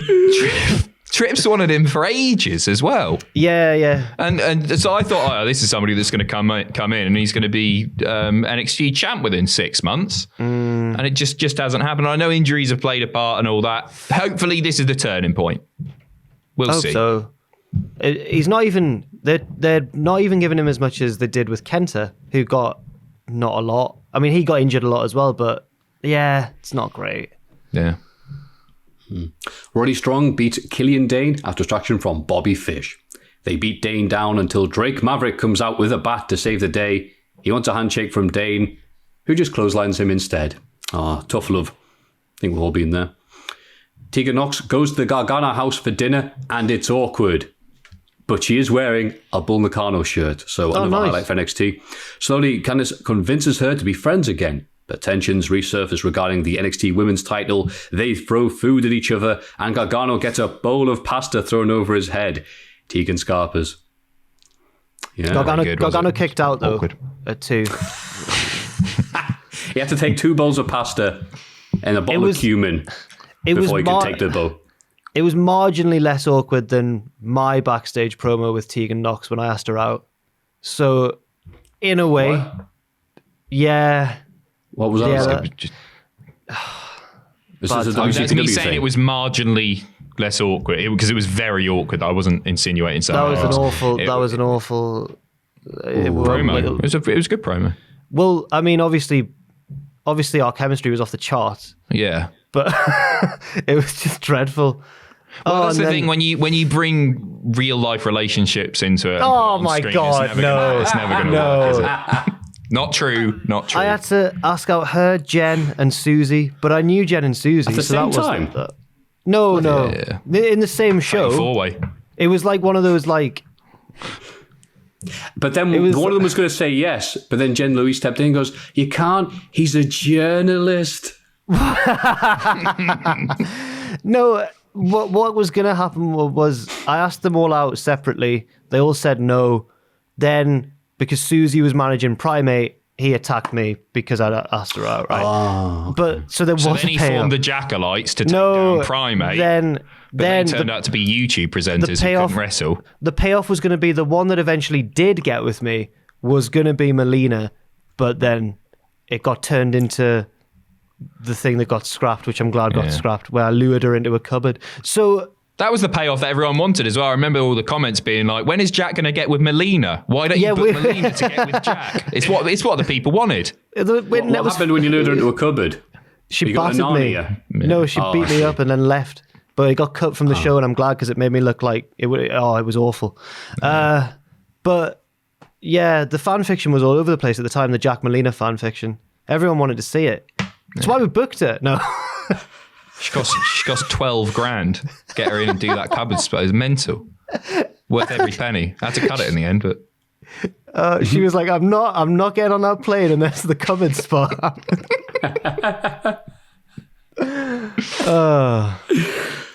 Still follows me on Twitter, but hasn't replied to my last DM, which was a dick pic. No, it wasn't a dick pic. I got bullied by possibly you. Definitely Sam was there as well. Yeah. Do you remember that? Yeah. Your house, wasn't it? The little party thing. No. Oh. I thought it was when we were watching the worst matches ever on that charity stream at What Culture. Oh, maybe I wasn't there. No, I'm thinking of a different time then. We were watching like the WrestleMania 20 whatever Battle Royal, which I think was the one that Santina Morello won. Right. And I was a bit drunk and got bullied into DMing her saying, just watching the WrestleMania 25 Battle Royal, so sad you didn't win. And she's not replied. And this was like 3 years ago. I know, it's so embarrassing, isn't it? She's probably just missed it. Send her an emoji or a little poke or something. That's a messenger. We used to talk a bit. It was mental. It was so weird. I remember being like, I bet. No, it wasn't. It never turned sexual, obviously. Anyway. Obviously. Well, obviously not. Why obviously? Because it just doesn't work, does it? Melina. NXT, good episode. It was. Oh, then Rhea Ripley beat Mercedes Martinez. This was great. This was great. We should probably talk about it physical, bloody. Yeah. It was. No cupboards involved. Good match. Liked it. Yep. No positive cupboards thoughts involved. on NXT. Yeah. AEW Dynamite. Oh, go on, sorry. I was going to say, I just really enjoyed it. It was too... I think it was... They'd done a good job in a weird way of building both women up to be like dangerous. So when they both got in the cage, it was like, oh, this is actually intriguing. So I really enjoyed it. Yeah. And then AEW Dynamite. Jurassic Express beat the Lucha Brothers after a miscommunication between Penta and Phoenix.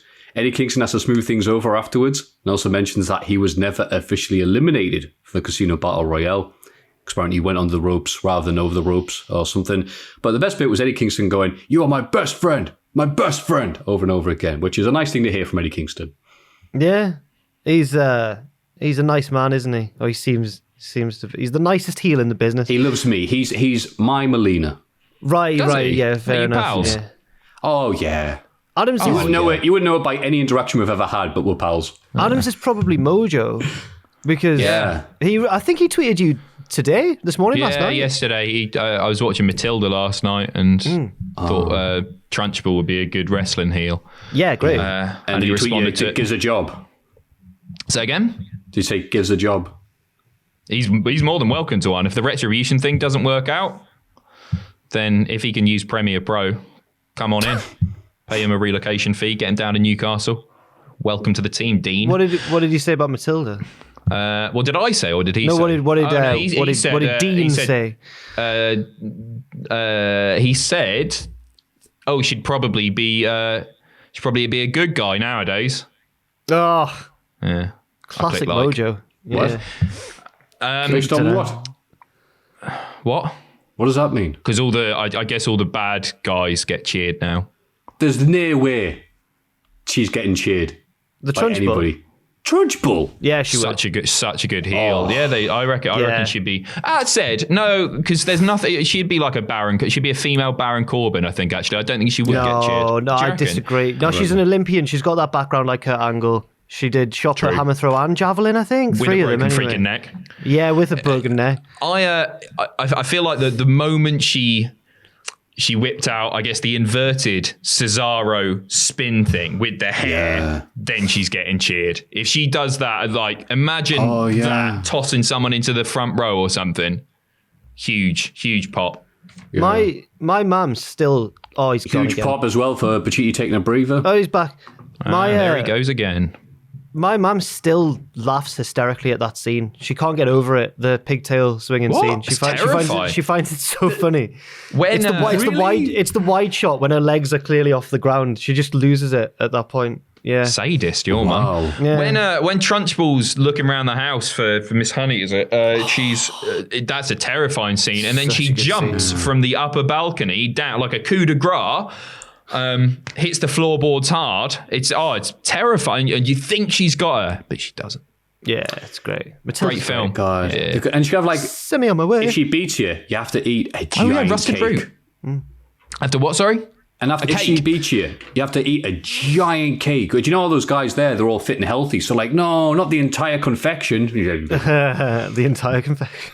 It's great. I saw it live because Tim Minchin did the music for it, wow. the stage version. It's really fantastic. And the original guy that played Matilda's dad, was it? Yeah, was Paul Kay, a.k.a. Dennis Pennis, a.k.a. Mike Strutter, a.k.a. that bloke from Blackball, who's class. He's so good. Brilliant musical. Sorry, I've done it again. AEW is a show. This is what people weekly tune in show. for. Complete bollocks. Matt Hardy cuts wow, this is a bit harsh. Matt Hardy cuts a textbook babyface promo. No, it's not thanking harsh. the fans and his family. Rebbe is shown in the crowd. Is that No. really harsh? It's not. No. I didn't mean it to sound harsh. I just meant a textbook babyface. Textbook's a good thing. If someone does a textbook arm drag, well, that's a bit harsh. Yeah, okay. What are you on about, mate? Sort your life out. No. So anyway, no. Techers. Is that what techers means? Like textbook, or is that technique? You know, techers means football technique, but I thought technique. Yeah. Matthew, I'm sorry for shouting. It's okay. I still love you. I love you too. So I try to use that as a transition into the next sentence. This is the longest build ever, by the way. It's 2 years between you two. So, Toss each other off. So the Matt Hardy thing. I meant it's a textbook babyface promo in that he comes out, he says he loves the fans, he loves his wife and his kids, and he shouts them out. I just meant it's the babyfacest of babyface promos. It's vintage. That's right. I just want to clarify. Yeah. It's a Michael Gold vintage. Yeah, and he clarifies that whatever he had happen to him, he'd be able to recover from. And also, Rebbe is shown in the crowd. She was very vocal on Twitter about what had happened, so clearly there's been some sort of reconciliation there. Yeah, that was weird. Yeah, it's just nice that he came on and said, look, I'm all right. It was very much needed. Hopefully AEW can, learn from this. Orange Cassidy beat Angelico, but is attacked by Santana and Ortiz. Chuck and Trent save the day, then challenge the pair of them to a parking lot brawl next week to revenge their mam's van. Mm-hmm. They did. Yeah. Kip Sabian reveals his best man. Oh my after God. a couple of teasers, and I thought it might be somebody else. It wasn't Brian Pillman Jr. or Big Puff. Who is that? Is that a wrestler? Yes. Right, okay. That's his name, by the way. I'm not just insulting him. No, It's revealed to be... Yeah, with one F, P-U-F. Right. Yeah. Is it Poof then, or... No, he calls him Puff. Puff with one F? Like Puff. Yeah, it's just the way it's spelled. I was searching for it to see if he was a Poofs. wrestler. Like Puff Daddy, but with one F. Poof Daddy. Poof. P. Diddley. Anyway, it's revealed to be... Let's not focus on that guy. Focus on the other dude. The artist formerly known as Rusev, now known as Miro. He's here. He's dyed his hair. He's on AEW. And he's got promos. Wearing all the Gucci. All the Gucci. Was it like supposed to be... Is that what Gucci looks like? Where it's like a knockoff Disney thing? I guess it's one of their lines, yeah. I'm not very cool. I saw Gucci all over, and the trousers, I think, were Gucci. I don't own a pair. They got me fully, because when Puff came out, and then I thought Pillman, it legit was him. I was like, oh, that's all right. That's pretty cool. He's getting his first little storyline. And then when it wasn't him, I was like, this is going to be crap. And I said on Graded, like, if it better be The Rock, I was thinking by this point, because they've messed around for so long. But it was almost as good. I was shocked when he walked out. I couldn't believe it. Very, very exciting. Not where you would expect to see him in his debut. A lot of people I saw saying like, oh man, you're matching him with like Kip Sabian. I really like Kip Sabian for a start. But I think the benefit that this could have for Kip Sabian's AEW career could be really massive. And he's a guy who's not been booked particularly strongly. So yeah, sure, it's not, I imagine a lot of people might have expected Rusev to pop up and bloody challenge, I don't know, the storyline doesn't call for it at the moment, but like somebody of Brody Lee's level or an MJF or whatever, right? Actually, I quite like the fact that they put a big star in what is essentially an upper undercard feud. Yeah, you can't feud storyline.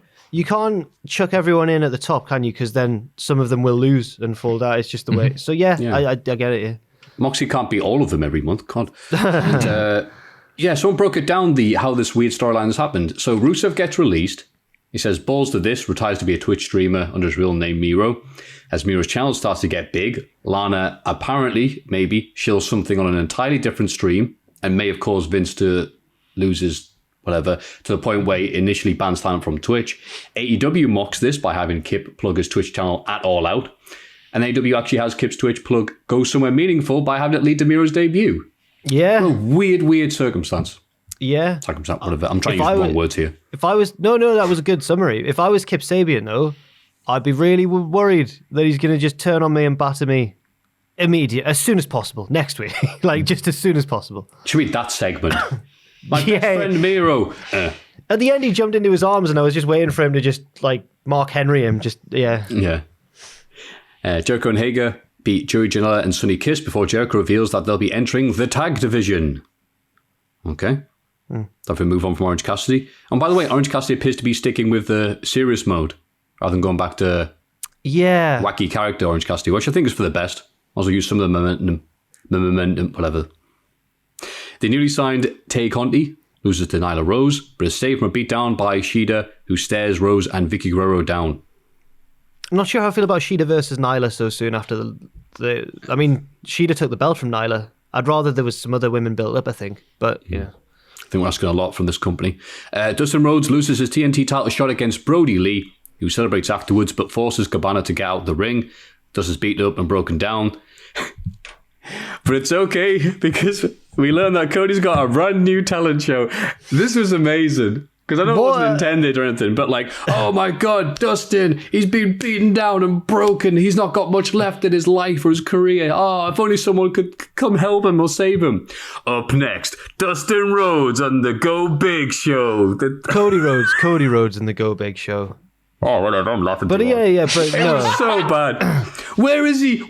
Hi guys, I'm Cody, and this is my new show. He's walking towards the camera, and he's like, "When I got injured recently, I thought, should I have gone home? Instead, I went big." And I'm just thinking, your brother's in danger. Like, what are you doing? I'm Dustin Rhodes on the canvas, looking up, going, "Brother, where are you?" He sees this promo air. He's like, "Oh." Cody's busy going. Dies. There's no singing or dancing in this talent show. I'm friends with Snoop Dogg. And I'm just thinking, what's going on? It was the perfect demonstration, in my opinion anyway, of the relationship between an older and younger sibling. As an older sibling, I fully sympathised with Dustin here. Yeah. Adam, you're a younger sibling, aren't you? Yeah. What's it like? Well, I had to have the top bunk instead of the bottom bunk. Oh, it's more exciting. No, it's horrible. Is it? Yeah, it's just a hassle, isn't it? Oh, I thought the top bunk was well. When you're a kid, you want if I the stay top at a bunk. hostel or anything now, Now? mate. Yeah. But when you're a kid, it's exciting. You're sleeping up a ladder? No, I did sleeping up a ladder, right on the top rung. No, it was fine. I was my parents' favourite. So Yeah, you get away with more. The younger ones always get away with more. Yeah. Have you got any brothers or sisters, Maffew? Yes, I am the oldest, and just like Pacitti, we've asked our parents this before. Neither of us were planned, but both parents insist I was the favourite mistake. So, okay. So yeah, apart from the bit where Cody appeared and was like, "Hi, I drive a car, but not like this." I thought it was an alright episode of AEW. I thought the storylines up. We had because it was hard writing those notes because there's so many little things going on that were too short. Yeah. But the Omega Hangman stuff is interesting. Oh yeah, there we go, Mr. Hangman is they had separate sit down interviews at different points in the show, and Hangman, they're both devastated, but Hangman's like, yeah, I want to try and reconcile with him. We can get through this. We can move past it and still be a great tag team. And Omega's just like, no, I'm going to be a single star. And he's being really arrogant and saying like, I was destined for great things in this company and all that. I just can't, I really want, it looks like they're going that way. I really want heel Omega and Hangman as the hero to like vanquish it. It's going to be so good. And I often mock Omega because, you know, in the ring or in the promos, he's like, I'll get you, and all this. He's just ridiculously over the top. Here, he was like, Here he was like, nah, I'm supposed to be doing better than this. We have big things. Go some out. I'm like, oh, okay, nice. So I could see the definite change without it being too heavy-handed. Going, Kenny's going to turn bad now. Ooh. But that was the week in wrestling. Oh, Let's sorry. move on. I'm sorry. I've remembered one more hilarious That part. wasn't I'm the sorry. week of wrestling. The Young Bucks super kicking Alex Marvez was my favorite thing this week entirely. Because he knocks on the door, right? And because they're like, Alex Marvez is here. He's about to interview the Bucks in their locker room. And he knocks on the door and waits 2 seconds, then goes, knocks again, and then goes, sorry guys, back to you in the studio. I'm like, you've given them barely any time. Then they answer the door, they kick him. He falls off screen, which I assume was into a crash mat. And I just remember thinking, you've bottled it slightly there, Marvez. I'm a younger man than Marvez. I don't know what it's like to be super kicked at that age. Maybe it's really inconvenient, but I feel like he bottled it slightly. I've got to say. Well, I'm glad you're the professional to tell him how we should be doing it, Jack. Yeah, I've taken one, and I know all the ways to take it. But no, I don't know. He's claimed on Twitter that he wrenched his back when he fell.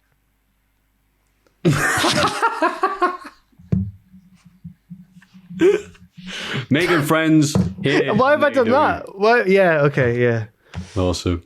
You ever see Lord Alfred Hayes going to interview Ultimate Warrior? And he's like, I'm going to look on the Ultimate Warrior's dressing room now.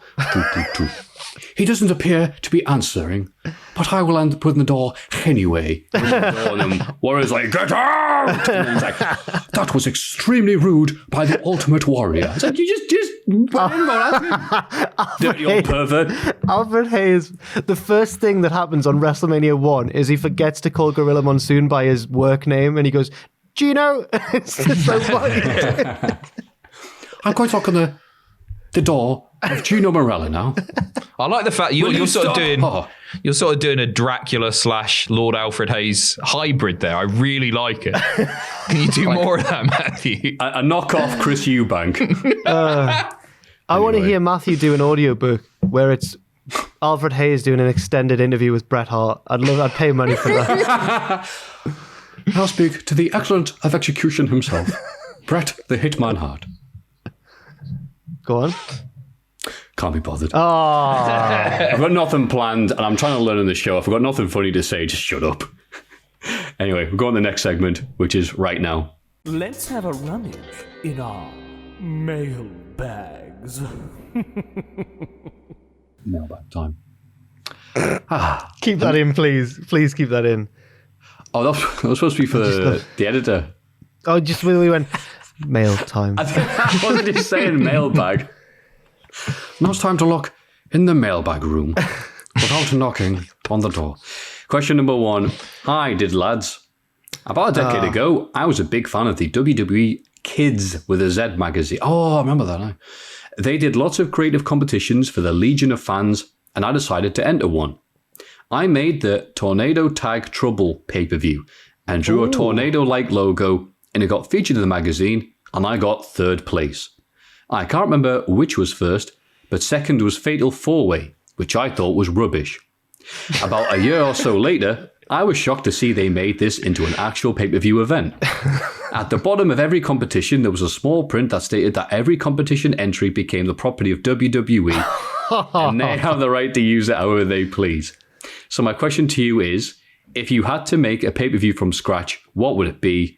It could be a gimmick show or just an intimidating word. Thanks, Harry Casualty Man. Oh, I remember that guy. How you doing, pal? Oh, yes. Yes. From the casualty question. Yes. Nice. Yes. So apart from insinuating that WWE took the idea for Fatal 4-Way from a children's magazine, are there any pay-per-views you could come up with off scratch? Or from scratch, even? A name popped into my head immediately, and I can attach a pay-per-view concept to it. Get the Stables. Oh, yes. It's all in. It's like King of the Ring, but for stables. I love it. He's won already. Hosted by Devon Dudley, obviously. Yeah. Obviously. Because then they all shout at him. Oh. All night, yeah. He's absolutely sick of it. He's got to fetch them all from the back. The camera follows him. Oh, I've got to get the Stables again. Everyone's like, hey, Devon, hey, Devon. Like, you'll never guess what I'm about to say. He's like, oh, for Christ's sake. Me and Adam have both done really crazy things from being involved in wrestling, but the one that I'm most jealous of Adam that I didn't get to do is he's on the receiving end of a Get the Tables from Bubba Ray Dudley. I think that's fantastic. That's so good. He shouted, Pacitti, get the tables. It was the coolest moment of my life. I'd be worried I'd nearly fall over if he slapped. Did he proper slap you in the chest as well when he did it? Like he does the shove? I was on the outside of the ring, I think. Okay, so because I'd be worried that I couldn't take a shove from Bubba Ray Dudley and stand up. Yeah, I'd have taken the old back bump. Yeah. I think I've got another idea. You go ahead. I need a name. My one would here. be, I swear this was a game show or some concept. Like, bear with me here. 2 men, let's say it's a match. Never mind the show, might be a bit long there. Maybe you can go the entire time, I don't know, might be a long one. 15 questions, 3 lifelines, and at the end of it, you win £1 million. For 15-1, somewhere in the arena, there's this, let's say, golden ticket that one of the wrestlers has to get, and they have to have possession of that before they can make a pinfall. This is so good already. But somewhere near the arena, like down the road. No, well, it's like the bell rings. There's a chocolate factory. No, sorry, go on.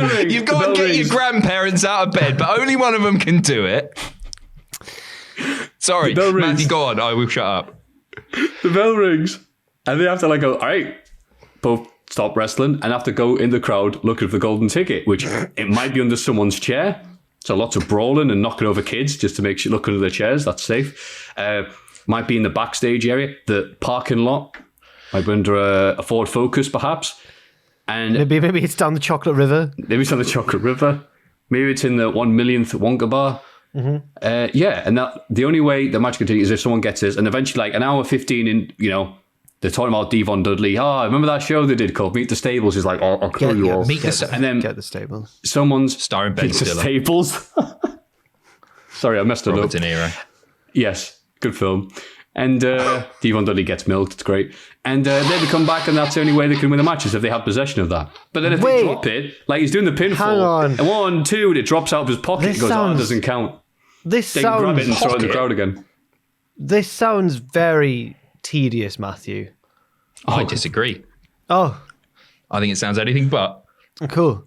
I think it sounds incredibly tedious. When you said golden ticket, I was really hoping for some kind of, to mirror the structure of Charlie and the Chocolate Factory. I thought there was going to be 5 wrestlers, all with a golden ticket. They get knocked off one by one in hilarious ways. One turns into a big, ball, and they roll her out. They all sing a song when one gets eliminated. We can do that as well. Okay, cool. I'm glad. It is a pay-per-view. That was just one match. Oh, sorry. No. So yeah, 5 teams. Wait who just try to until you hear survive through the chocolate BFG factory. brawl that's going to happen. Tonight, Jericho and Hager taking on the Twits. Oh. Yeah. Fantastic, Mr. A.R. Fox. Oh my God. Thank you. Very nice. Danny Burch, champion of the world. That's my favourite Road Doll as well. Danny, champion of the world. But Danny Burch, champion of the world. George Mazanin's Marvelous Medicine. Free impact. It's a bit much. I was going to go Gorgeous Spoonfuls George. of pain. Oh, man. Have you got one, Jack? Yeah, well, mine's pretty much it's Fall Guys, but with wrestlers. Okay. So there we go. My other idea, that's brilliant. My other idea is some sort of full length, like feature length, pay-per-view length, 24/7 title, and they just book out like an island or a city, an empty area, and they just have to spend like 4 hours, and it's like watching an epic long film with all the twists and turns all around the 24/7 title. I'll be honest, I wish I'd gone first. My ideas are worse than...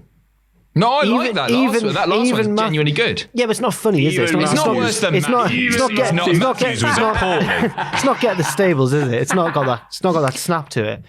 When you're pitching a TV show, apparently that's what you need to do is come up with a name. Just a name. They love a name. I've got another one here.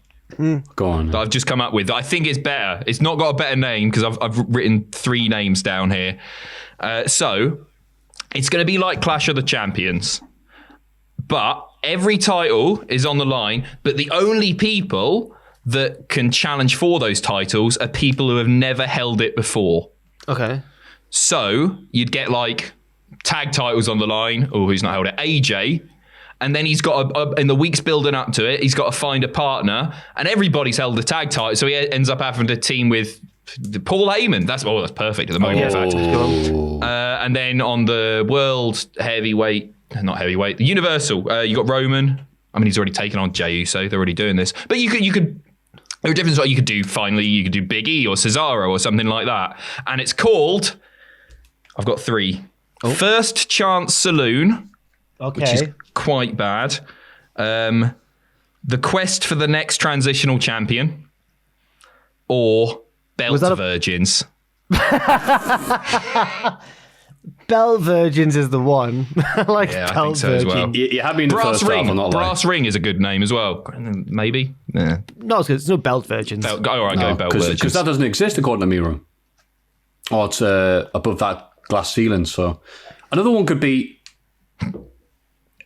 why even bother at this point? What? We know those shows. You want to go, Maffew? Why even bother? I go back to bed. He just finally had enough in the middle of the mailbag. Why? What's the point? Yeah. You know what? I can't top Belt Virgins, so I'll move on.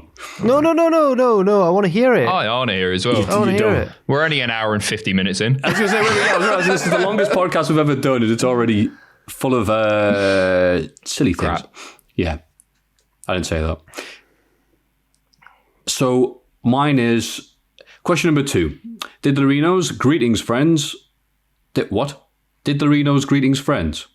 Did the Reno's like Flanders? I don't know. I think the guy was going to put in Did the Reno's instead of friends, but forgot, so he just did both of them. I think there might have been a copy and pasting error on my part. Maybe as it cut off the end of the last question. I don't know. Anyway, we're all diddlers. With a pandemic and trying to think of a world without the big C virus, or as I call it, Vince Russo fever, I'm wondering what world would look like without wrestling. My life would be completely different. Given wrestling is central to your careers, I'd safely assume yours would be too.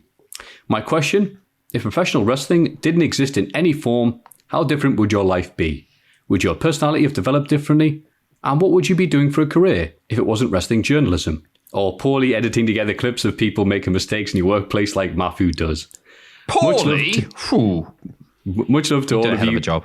Maffew's nemesis, Jared from Newcastle, but not that one. NSW Australia. Right. I forget why you're my nemesis. There's so many of them, Jared. You need to, summarize it. But much love anyway. Did he say why he hates me? Or It must be a previous mailbag. So the question is, what would we be doing if wrestling wasn't a thing? Yeah. Right. Yeah. It's a good question, though. For my nemesis, called Jared. Adam would still be a YouTuber.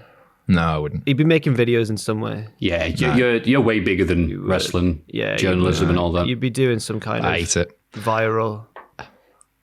No, it's a weird one because wrestling's shaped like, without getting too self-indulgent and wanky, it's shaped We much. hate that on this show.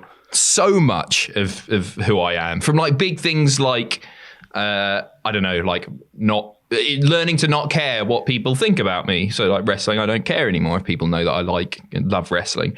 To just really, really little things like North American geography. I've learned that all from wrestling as well. It would be very difficult to know what I would be like without that because it's always been such a huge part of my life. As what I'd be doing, I've always wanted to teach, so it's what I'd like to do after this in some way, go and lecture and in digital media or digital marketing, dick jokes or something.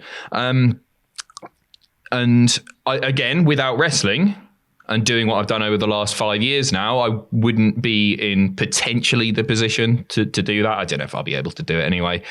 So what would I'd have revived the Walrus brand. I think Walrus brand? The Woolworths brand. Did I say Woolworths. Woolworths. Right. Both. Yeah. That said, if wrestling hadn't been a thing, I'd have had more time to devote to Woolworths in the first place because I wouldn't be thinking about wrestling. So would it have died to begin with? No, it probably wouldn't. No. They bought it. They bought it for £1 million, that brand. It's got to be worth about 15k now. I could get a loan for 15k. Was the one you worked on on the Isle of Wight? Yeah, Ride. Oh, right. It's a Peacocks now. What? Oh, yeah, it's awful. It was the center. So yeah, I'd have probably I'd have been heading up a Woolworths store. Is the answer the serious answer? Good times. Very good, Jack. Thank you. I'd probably be writing in some capacity because writing is. I've always done English at school. It's always been like my best subject, and I did English at uni. So it's always been writing's been like the thing. So I'd probably be writing about the whole video presenting thing was very much an accident. I don't know where that came from, but no, probably I'd probably be some kind of journalist or like columnist, but not anything important. It would be on sport or music because I can only write about fun things. Can't concentrate long enough to write about politics or anything. So that's I've not really got a very interesting answer because there was only one thing I ever really was aiming to do as a career, and that was to do with writing. So there we go. And as for if it would have changed who I am, if there was no wrestling, I wouldn't have been a presenter on YouTube. So I think I'd probably be less outwardly confident, but at the same time, I probably wouldn't think so much about what people think of me because with YouTube, like, eyes are on you all the time. So I'd be more confident in one way and less confident in another, which is strange. Strange way to think of it. Anyway, Maffew. No, I like what you were saying there. I mean, it's a weird thing, but sometimes I'll make the effort because if I left my own devices, I look like, Hillbilly Jim. But if I'm going, people be looking at this expecting certain quality, maybe it's Cultaholic or my brand or anything else, I'm like, well, I better at least wash my hair and do some sit-ups or something. So I like to think, I've improved because of those pressures, the good kind of pressure. But if it hadn't been for wrestling or getting involved in that, I probably would have gone similar to yourself, try to do some more writing, probably about film or TV, which I kind of liked for a while, and then just got sick of writing because suddenly everybody became a critic with YouTube, or joined the clergy, as was my plan when I was a kid. Really? Yeah. I was very much into the whole God thing. The whole God thing. I'm surprised. So what did you sort of lose your religious side? Did you? Mostly, yeah. It was weird because as a kid, you read stuff in the Bible and all these things and you go, this is a good way of living your life, help others, don't be a dick. Yeah, I can agree with all this. And then you suddenly meet people who are proper really into the Christianity thing, and they're not really following anything that they've written in the Bible. It's really easy to do that as a kid and go, well, Jesus did this, so I'll do this. I'll help this person. And a lot of people seem to grow up and just be dicks, but still go, but that's all right.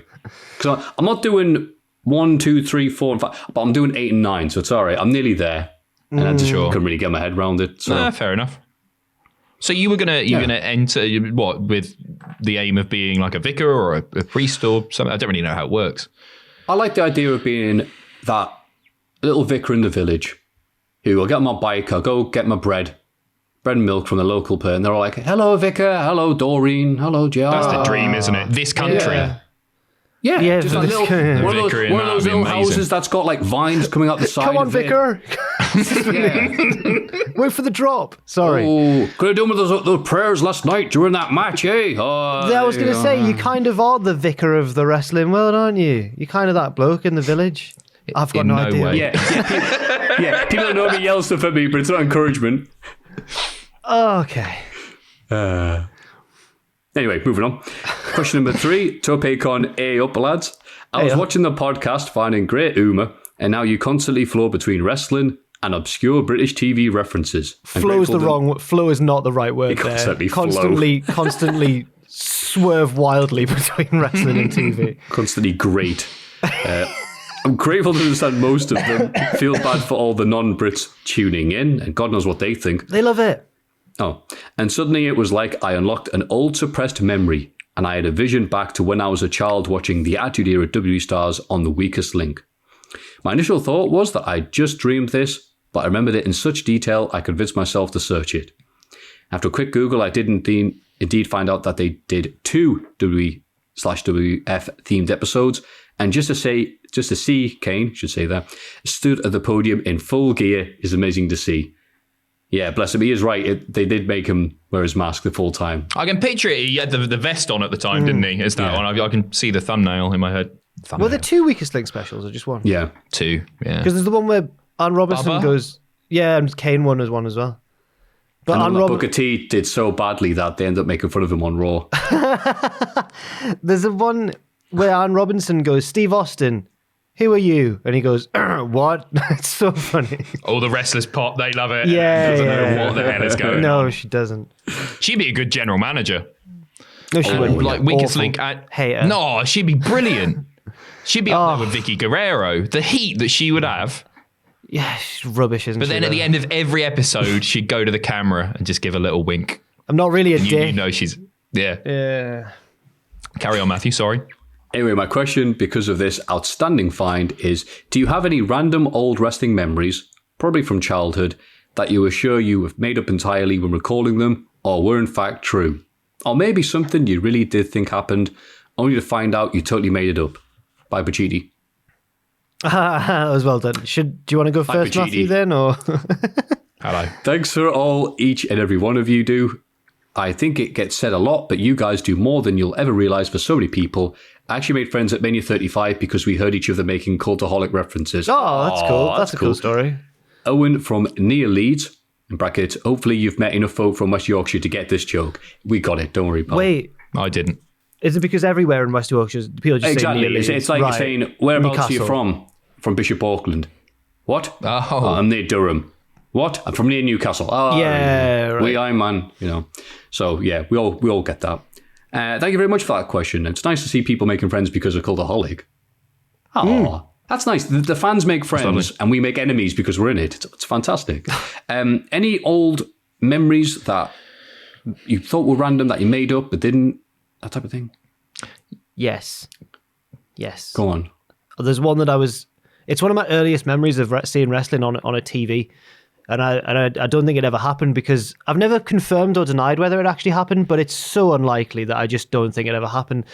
I thought that one of the first things I saw was Steve Austin battering Grandmaster Sexay, but while they're in the ring and it's all dark and there's lights going, as well as if it's like an entrance is going on. It's as if he's jumped him during his entrance or whatever, and he's just beating him down. And I just don't think there's any way. I've either mistook Austin or Grandmaster Sexay or both of them for different people.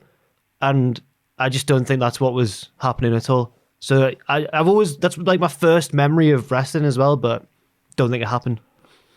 The good thing about this is the comments are going to tell you straight away. If it did. I can't picture it. Yeah, if that happens, somebody's going to let you know. Yeah. But I'm hoping mine's the same, actually. Go on.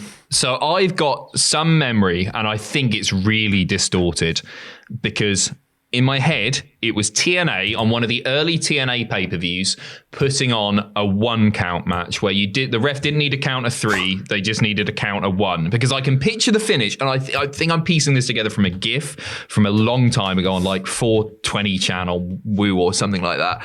And it was Low-Ki was definitely in it, and the referee was, I'm 99% sure, Scott Armstrong, which would have coincided with this because I think he left WWE in like 2002 or 2001 for a brief period. So I think that makes sense. Low-Ki hits a finish, goes for a pin, but before the 1 count can be made, somebody jumps off the top rope, and I don't know who that is, and I don't know who Low-Ki's pinning either. Somebody jumps off the top rope, breaks the pinfall, but Low-Ki collapses on him anyway. The ref counts the 1. That's the finish. I think I can picture long hair, so I'm thinking it was Jerry Lynn because he would have been around at that time. And Jarrett would have had short hair, or he would have had the sort of medium hair. So that, Maffew? I'm trying to think, the only type of person to be feuded with at that time may have been Bob Backlund. Because he came back and had that weird X Division feud in 07, and that would kind of make sense because the 1 count is amateur wrestling. Because, in 07? No, this would have been like 2003, 2004. Oh, forget it then. No, I have no idea. That is when Low-Ki and Jerry Lynn were like X Divisioning about, wasn't it, in the early days of TNA? Yeah. So that makes sense. It was a triple threat, so I don't know who the third man was. It'd be easy enough to find, actually. I've got them all downloaded somewhere on an old hard drive. I might have a rummage through, but let me know in the comments. Save me the hassle. Cheers. Maffew? Mine is, I forget why, but we were eating dinner and the TV was on the background.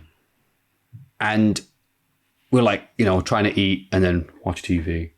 My mum's like, no, stop that. I'm like, no. And it's Boy Meets World, which was a show I never really got into but would watch because I was a kid, I'd watch anything. And Big Van Vader shows up. Yeah.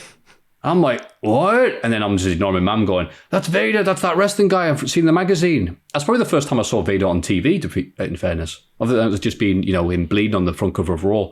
And my mum got fed up and switched it off. And I was like, no, I want to see. The only time I cared about Boy Meets World when Big Van Vader's on. And it seems so weird. Like, wait, why was Vader there?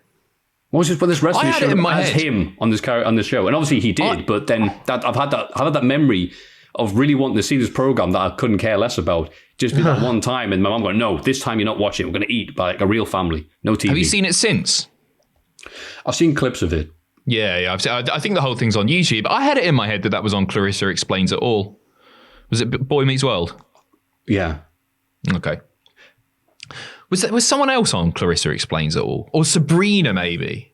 Sabrina was with Melissa Joan Hart, right? Yeah, Billy Gunn wrestled Salem the Cat on Sabrina Teenage Witch. Did he? Didn't know that. He lost. Cool. It's professional. Fair. We need to get Melissa Joan Hart involved. Is it Joe or Joan? Melissa Joan Hart. Joan. We need to get her involved. She's a big wrestling fan. Get her on the channel. Yeah, she's huge. She follows Maffew. Yeah. Oh, I didn't know that. She might follow you. Yeah, she's a big wrestling fan. Yeah. Yeah, I mean, Sonic the Hedgehog, the official Twitter account, follows me as well. I mean, Sonic. That Twitter, very accurate. Sonic's a smart, though. He doesn't let anything...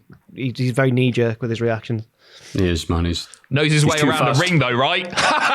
Hey! That was good. I'm off. See you later. Too fast for the naked eye. Bye-bye, Pacitti. Question number 4. Mama Jobber from mumthejobber@gmail.com. Right. Hey, Flower. I noticed you and your little friends had Maffew's mum on your radio show to talk about your other friend's love life. I would like to know why you haven't invited me, your mum, to speak. I still upset about the Megabus ordeal. Love, mum. And you know that's genuine because it is mumthejobber@gmail.com. Oh, yeah, that's her email. Yeah. Yeah, of course it is. Why would it be any different? We did have that argument about the Megabus that time. I mentioned it on the podcast. That's how they know. It's not really Helen. Don't worry. I love my favorite part of that is radio show. I don't know why that was really accurate. That was accurate. I was like, oh, little radio show. The bit that scared me there was at the start when he read Hi Flower, because she does call me Flower, and I was like, I was scared. I was like, she's not actually. But the most telling thing is that she would have said "ma'am," not "mum." So yeah. But thanks to that person for pretending to be my own mother. That's cool. But now you've said this, people can piece this together. Now they can do a convincing one. Hi Flower, it's your mum. I made this AI watch 15 hours of Jack's mum, and this is what came back. It's probably the same nutter pretending to be you on Tinder. He's probably just going to do the whole job of family. He better not do me. Was it 32? Your son. Football mad, computer guy, can't play guitar. Computer guy. Computer guy. Yeah, that was the bio. That was all the lovely messages received this week. Thank you very much for sending them in. And don't worry, you can send yours in to mailbag@cultaholic.com. That was it.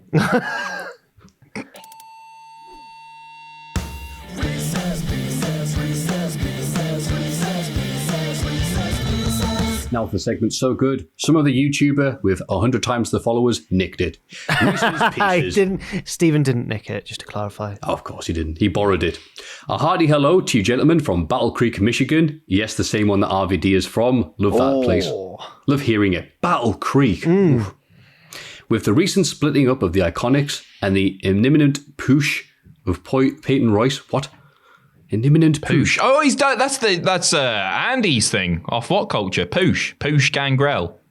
I think that's a What Culture thing. Poosh. It got me thinking, if other teams were forced to break up, who would have the better singles run? Here are a few suggestions that I thought would be interesting. And this is fastest thought first. We'll go around a circle. Sorry, I blanked then. Sorry, the coffee's running out. Number one, the Viking Raiders. What's the order? There we go. I'm sorry, lads. Jack, Adam, me. Cool. I'll go for Eric. Ivar. Eric. Based on nothing. Demolition, Axe or Smash? Oh, who cares? Axe. Crush. No. Smash for sure. I'd say Smash because he was Repo Man, but... Oh, yeah. Oh, I've said the wrong one. Wait, was he? Mm-hmm. Am I wrong there? Barry Darso, wasn't it? Yeah. Yeah, sure, whatever. I don't know. I don't see either of them doing well as... It's Demolition Smash, IC champion. Nah. The Lucha Brothers. Whatever Pentagon is being billed as at the moment, or Ray Phoenix Jr. Based on Lucha Underground, Pentagon's got more of a character. Even though Phoenix is arguably maybe the better wrestler, Pentagon's more interesting to me. Yeah, I agree. As far as like you look at him, he's the more interesting one, isn't he? Yeah, I'll go Penta as well. They're both great, but yeah, I'll pick Penta because he looks cooler. The Nasty Boys, Brian or Jerry. That threw me off so much seeing their first names. I've always called them Knobs or Sags. Yeah. Is Brian Knobs the main one? Brian Knobs is the blonde one. Is there Hogan's best pal, but he likes that one. Sags That one. well. That one. Yeah. That one. Knobs. Yeah. Knobs. Love Knobs. Yeah, he's the daddy in the family. Oh, Knobs. Yeah. Knobs. The Young Bucks, Matt or Nick Jackson? Matt Jackson. Nick Jackson, just to be different. FTR. Dax Harwood. He's a better promo. Yeah, he is. Yeah, Dax. I'll say Dasher then, just because... Dasher? Yeah. Yeah, Dasher. She's part of it. Dasher Fuentes. Oh, sorry, we're on surname terms. Beg your pardon. You and your mate Dean. No, you've just said a person that's not in... He's just not in FTR. You said Dasher. Oh, Dash Harwood. Yeah, I shortened it. Dashwood. Oh, sorry. I thought you were sorry. just. I thought you were just. Sorry, I thought you were just Matthewing it up. Sorry. I did a Maffew. Yeah. The Butcher or the Blade? Ooh. The Butcher. Butcher. The Butcher, he's just got that look. Proud and Powerful, Santana or Ortiz? Santana. Ortiz. I can see them both doing well. But right now, Ortiz, just because of the facials. Breezango, Fandango, or Tyler Breeze? Oh. Like they were Nice. solo guys. Yeah, they both were, and they were both hilarious. I feel like Fandango's absolutely hilarious. He's one of the funniest wrestlers ever. But I'll go for Breeze because if there was a Fandango match or a Breeze match, I'd think I've got to watch that Breeze match. So I'll go for Breeze. But Fandango's so funny, man. Yeah, I think they're both really funny. I would go Breeze as well. I think he's a slightly better wrestler. He's slightly more attractive. It's controversial. Okay. Go on. I'll back you up there. Tyler Breeze, he's a meat sandwich all by himself. Oh yeah. Fandango's very handsome, also. Well, you can Not have taking him anything then, away right? from him. The B team. Curtis Axel or Bo Dallas? Bo What year was this sent? Dallas, I think. Dallas, the NXT gimmick, the chant went running around the ring. That's great. I loved it. I was sad when they scrapped it. Yeah, at this point, Axel. But if they'd done the original stuff, the original Bo Dallas in NXT or the Bo Dallas they had when he was in the Social Outcasts? Is that the name of it? When he Team rapped, Rubbish. who did he rap battle? Was it Flow Rider? When he dropped some bars on him. I don't remember that. He does a rap battle with someone. Yeah. I think it was Flo, right? But you're the guy with the beanie, so you'll know better than me. Mustache Mountain, Tyler Bate or Trent Seven? Oh, Tyler Bate. Yeah, Tyler. See, I think Trent is overall, he's got the stats in all the right places, whereas Tyler's just very good in the ring. Yeah, but Tyler's Tyler's got a also, 5 years fantastic old. promo. yeah, Tyler's also 10. He's got such a future. Well, that's all right, because Trent's nearly 40, so the average is fantastic. Yeah. Imperium, Walter, stop it right there. Marcel Bartel, Fabian Eichner, or Alexander Wolf? It's Volta is the answer. Yeah. Yeah. You take Volta.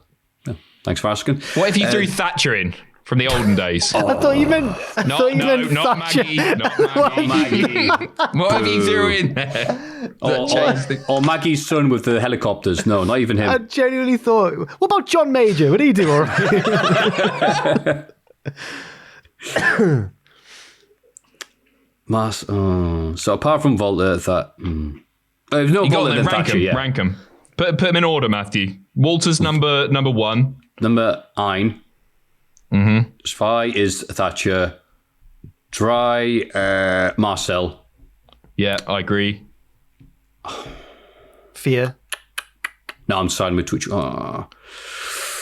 Alexander Wolf, I would have put higher, but the fact that they gave him back to Germany and said, look, you can have him until we need him back, it's not a really good sign, is it? So I'll put Fabian Eichner above him.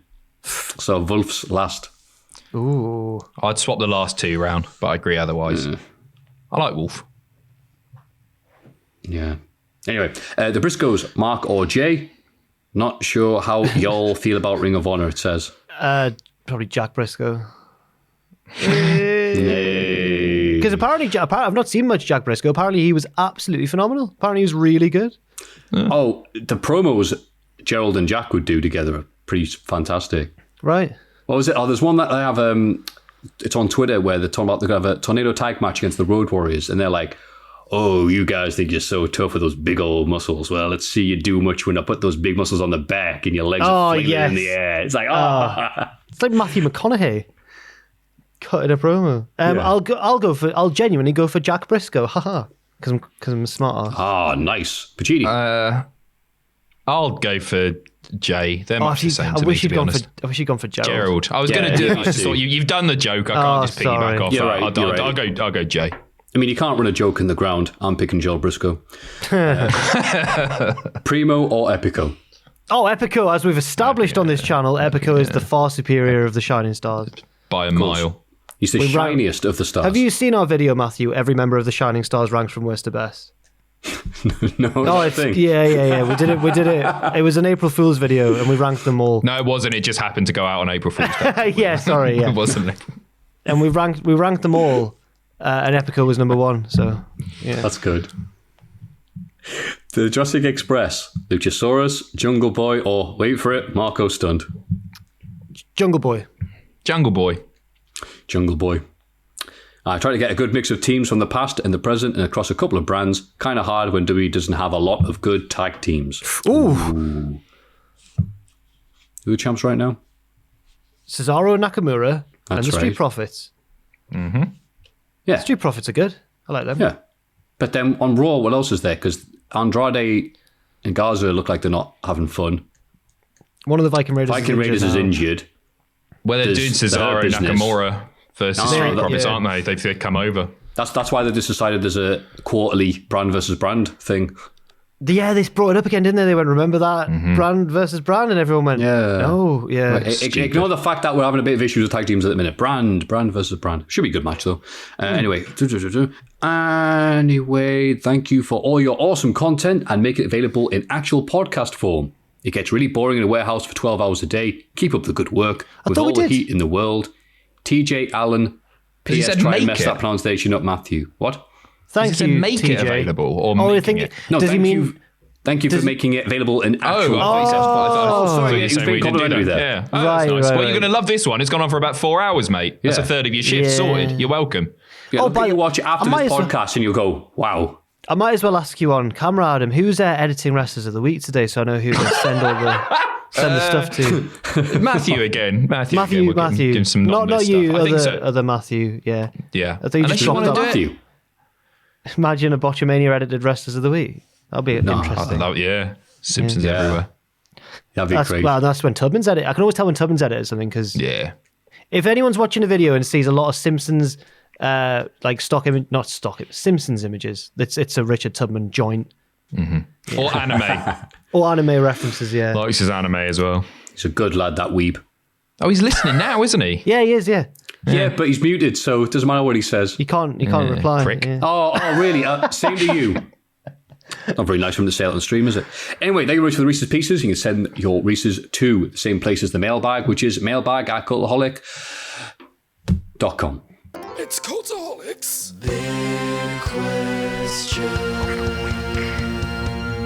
Wow. What a long and meandering podcast. Don't worry, we're not done yet. This week's big question is, what is your favourite? This is in honour of, obviously, Jack the Jobber messaging famous WWE wrestler and UFC fighter CM Punk, because CM Punk's entrance at Money in the Bank 2011 is considered by many to be the best one-off entrance of all time, the crowd reaction, the emotion. But there have been others. So what's your favourite one-off WWE entrance? Go on, Jack. Mine is CM Punk at Money in the Bank 2011. Sweet. If that Adam. wasn't your favourite. All right, okay.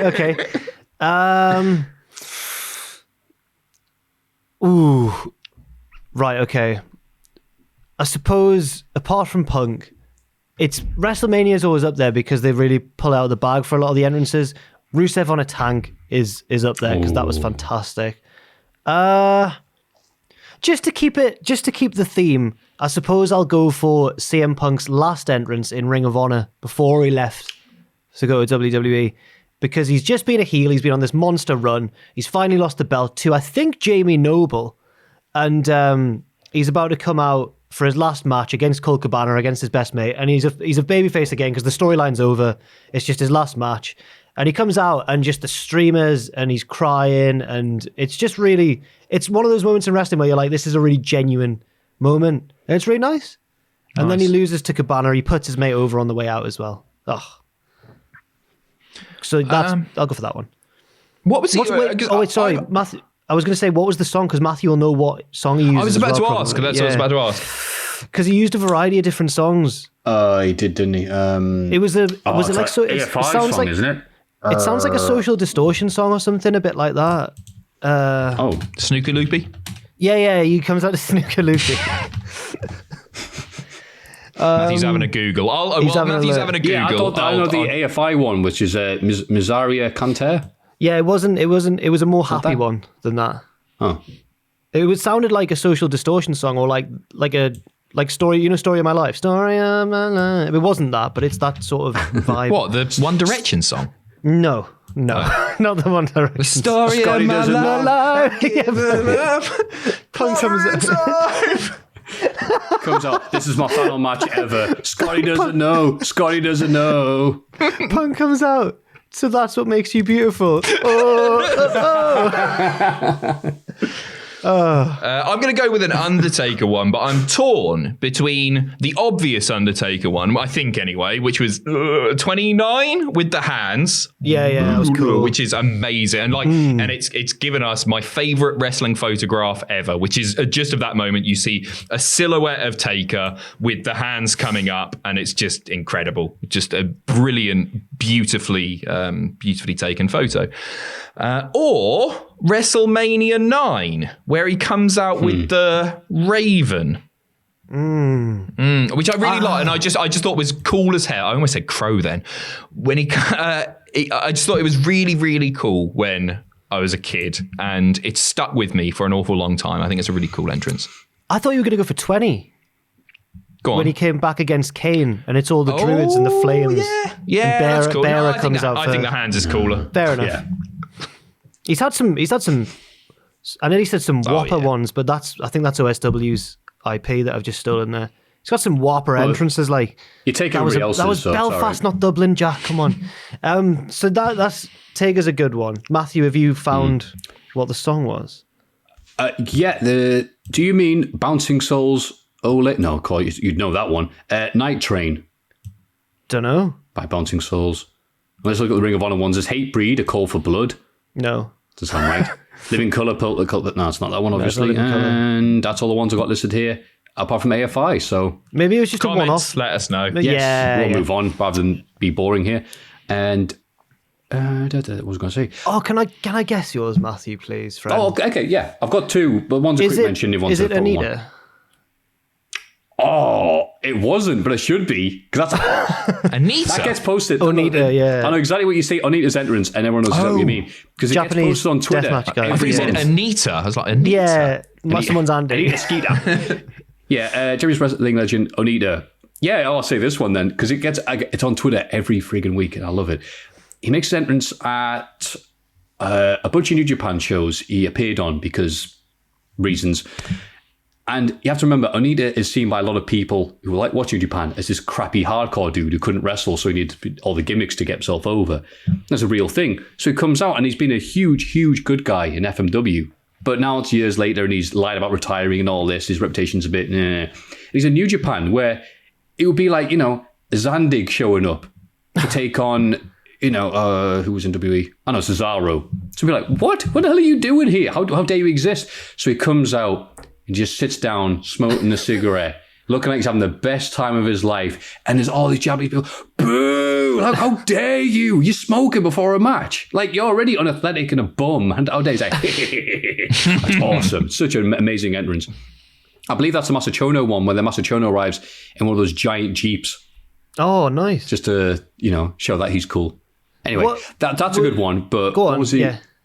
No, I was going to say, what was the other one? A quick mention to Dan Barry at OTT's, I forgot what show it was, but they live streamed it earlier this year during the start of lockdown, where Dan Barry is just completely overwhelmed by the crowd's reaction. Oh. And he kind of it's actually the end of the match, but I'm just going to say it anyway, because I want to say it. He looks stunned almost, because Dan Barry is he's had, it's weird, isn't he? When he's popular online, popular on Twitter, but not necessarily that popular in big companies or getting booked lots of places and anything else like that. Yeah. A cult hero. So to be in Ireland, I'm not sure if he wrestled there before, but clearly those people were all those people that thought of him as a big deal. And he's looking around and he's just completely and utterly overwhelmed by the response he's getting. And it's a hell of a moment. It really gets you. And I wouldn't want to say that one because it's going to end up on a negative note. But we don't like that type of weird positivity feelings here. So I'm going to say, unironically, just to defend it, WrestleMania 31, Triple H dresses the Terminator. Fantastic. I loved Sting this. match. Yeah. No, I thought it was the best. I know it was Italian. I know there's that Arnie had the sponsorship because that bloody Terminator film came out, so it was in the Hall of Fame and the Arnold Classic and all that palaver. Don't care. I love the idea of Triple H coming out with the gear. And the only negative thing is that he didn't keep it on to wrestle Sting. I would have loved it with my favourite WrestleMania. I don't think that is a negative ending because I'll defend all the Triple H entrances at WrestleMania. It was WrestleMania 33. Me and Adam were sat in different bits, but we'd gone for a drink and we'd met up in the concourse. And I remember us chatting and being like, how's the show going for you? Yeah, I'm enjoying it. Yeah. We're like, I wonder what's next. And then we just hear like just the first chord of the game. We both were like, right, see you later. We've got to go and watch Triple H's entrance. And it didn't disappoint. I think that was the one with all of the bikes, which was hilarious as well. Yeah. Oh, my favorite one. Another one. Go quick on. one. Just a really recent one, which wasn't like a monument. There was no sort of massive stage production. In fact, production messed it up quite a bit because he was bopping all over the place. But Edge at this year's Rumble, just for that face. Just for that face. Amazing. And the lyrics to the song worked with what was going on as well. Oh, that gives me goosebumps still, that one. Except for IC, clearly, because we couldn't see a pissing thing. Aye. Just for that one video of the Scottish guy who I've met, going, all right, who's it going to be? I reckon it's going to be Dolph Ziggler or something. And then you think you know me. And I'm going, his face is turning into Munch's scream, good times. We had seen this is the longest one ever. My mixer. You know what? Yeah, okay. No, I'm loving it. It's just gone 2.5 hours. Oh my God. Happy Christmas. It'll be marginally shorter than that when we cut like little. Yeah, we'll bits lose in a good between, 2 minutes off that. Yes. Let's Every wrap time I up. speak, Come it'll be on. great. Apart from that, Al Snow's entrance in ECW with all the heads. Ooh, great shout. Leave your favourite entrances down below. Yes. Cool. Yeah. Sweet. And that, as they say, is that. Pacitti, do you have anything to plug? Anything upcoming that the people should be getting the cats excited for? No, I don't think so. Twitch as usual on Tuesday evening, twitch.tv/Cultaholic. More British TV. I haven't decided what yet. Maybe some You Bet, I think, this week. Or some Ka-ching. I tried to watch some the other day, but it was some weird summer fate version. It was just odd. It wasn't a proper episode of You Bet, but I know people will like it if they give it a chance. Lovely. Jack? Me and Sam are going to see our mate Sparky after work today, and we haven't seen him since the start of lockdown. So I'll plug that because I'm excited. So there you go. Yeah. So come along. They're going to be where are you going? No. Maffew. Lots of stuff coming up on the Cultaholic channel. I'll still need to get used to using Twitch, so I'm ready for that Twitch purge that we're doing. Until then, please go to patreon.com/Cultaholic. Did you just fart? No, I put my can down. Was that? I swear you did that, and I heard a suspicious noise. It's bad timing. Look, that's what you heard. Okay. Anyway, I can if you want me to. Patreon.com/Cultaholic for those 3 amazing picks that I won't reiterate because bloody hell. And mailbag@cultaholic.com. We thank you very much for your patience. We hope you've enjoyed this as much as we have. And please, it's the end of the episode when we ask you to put your hands up to the webcam. And on the count of 3, say the thing we all know and love. 1, 2, 3. Join us. Join us.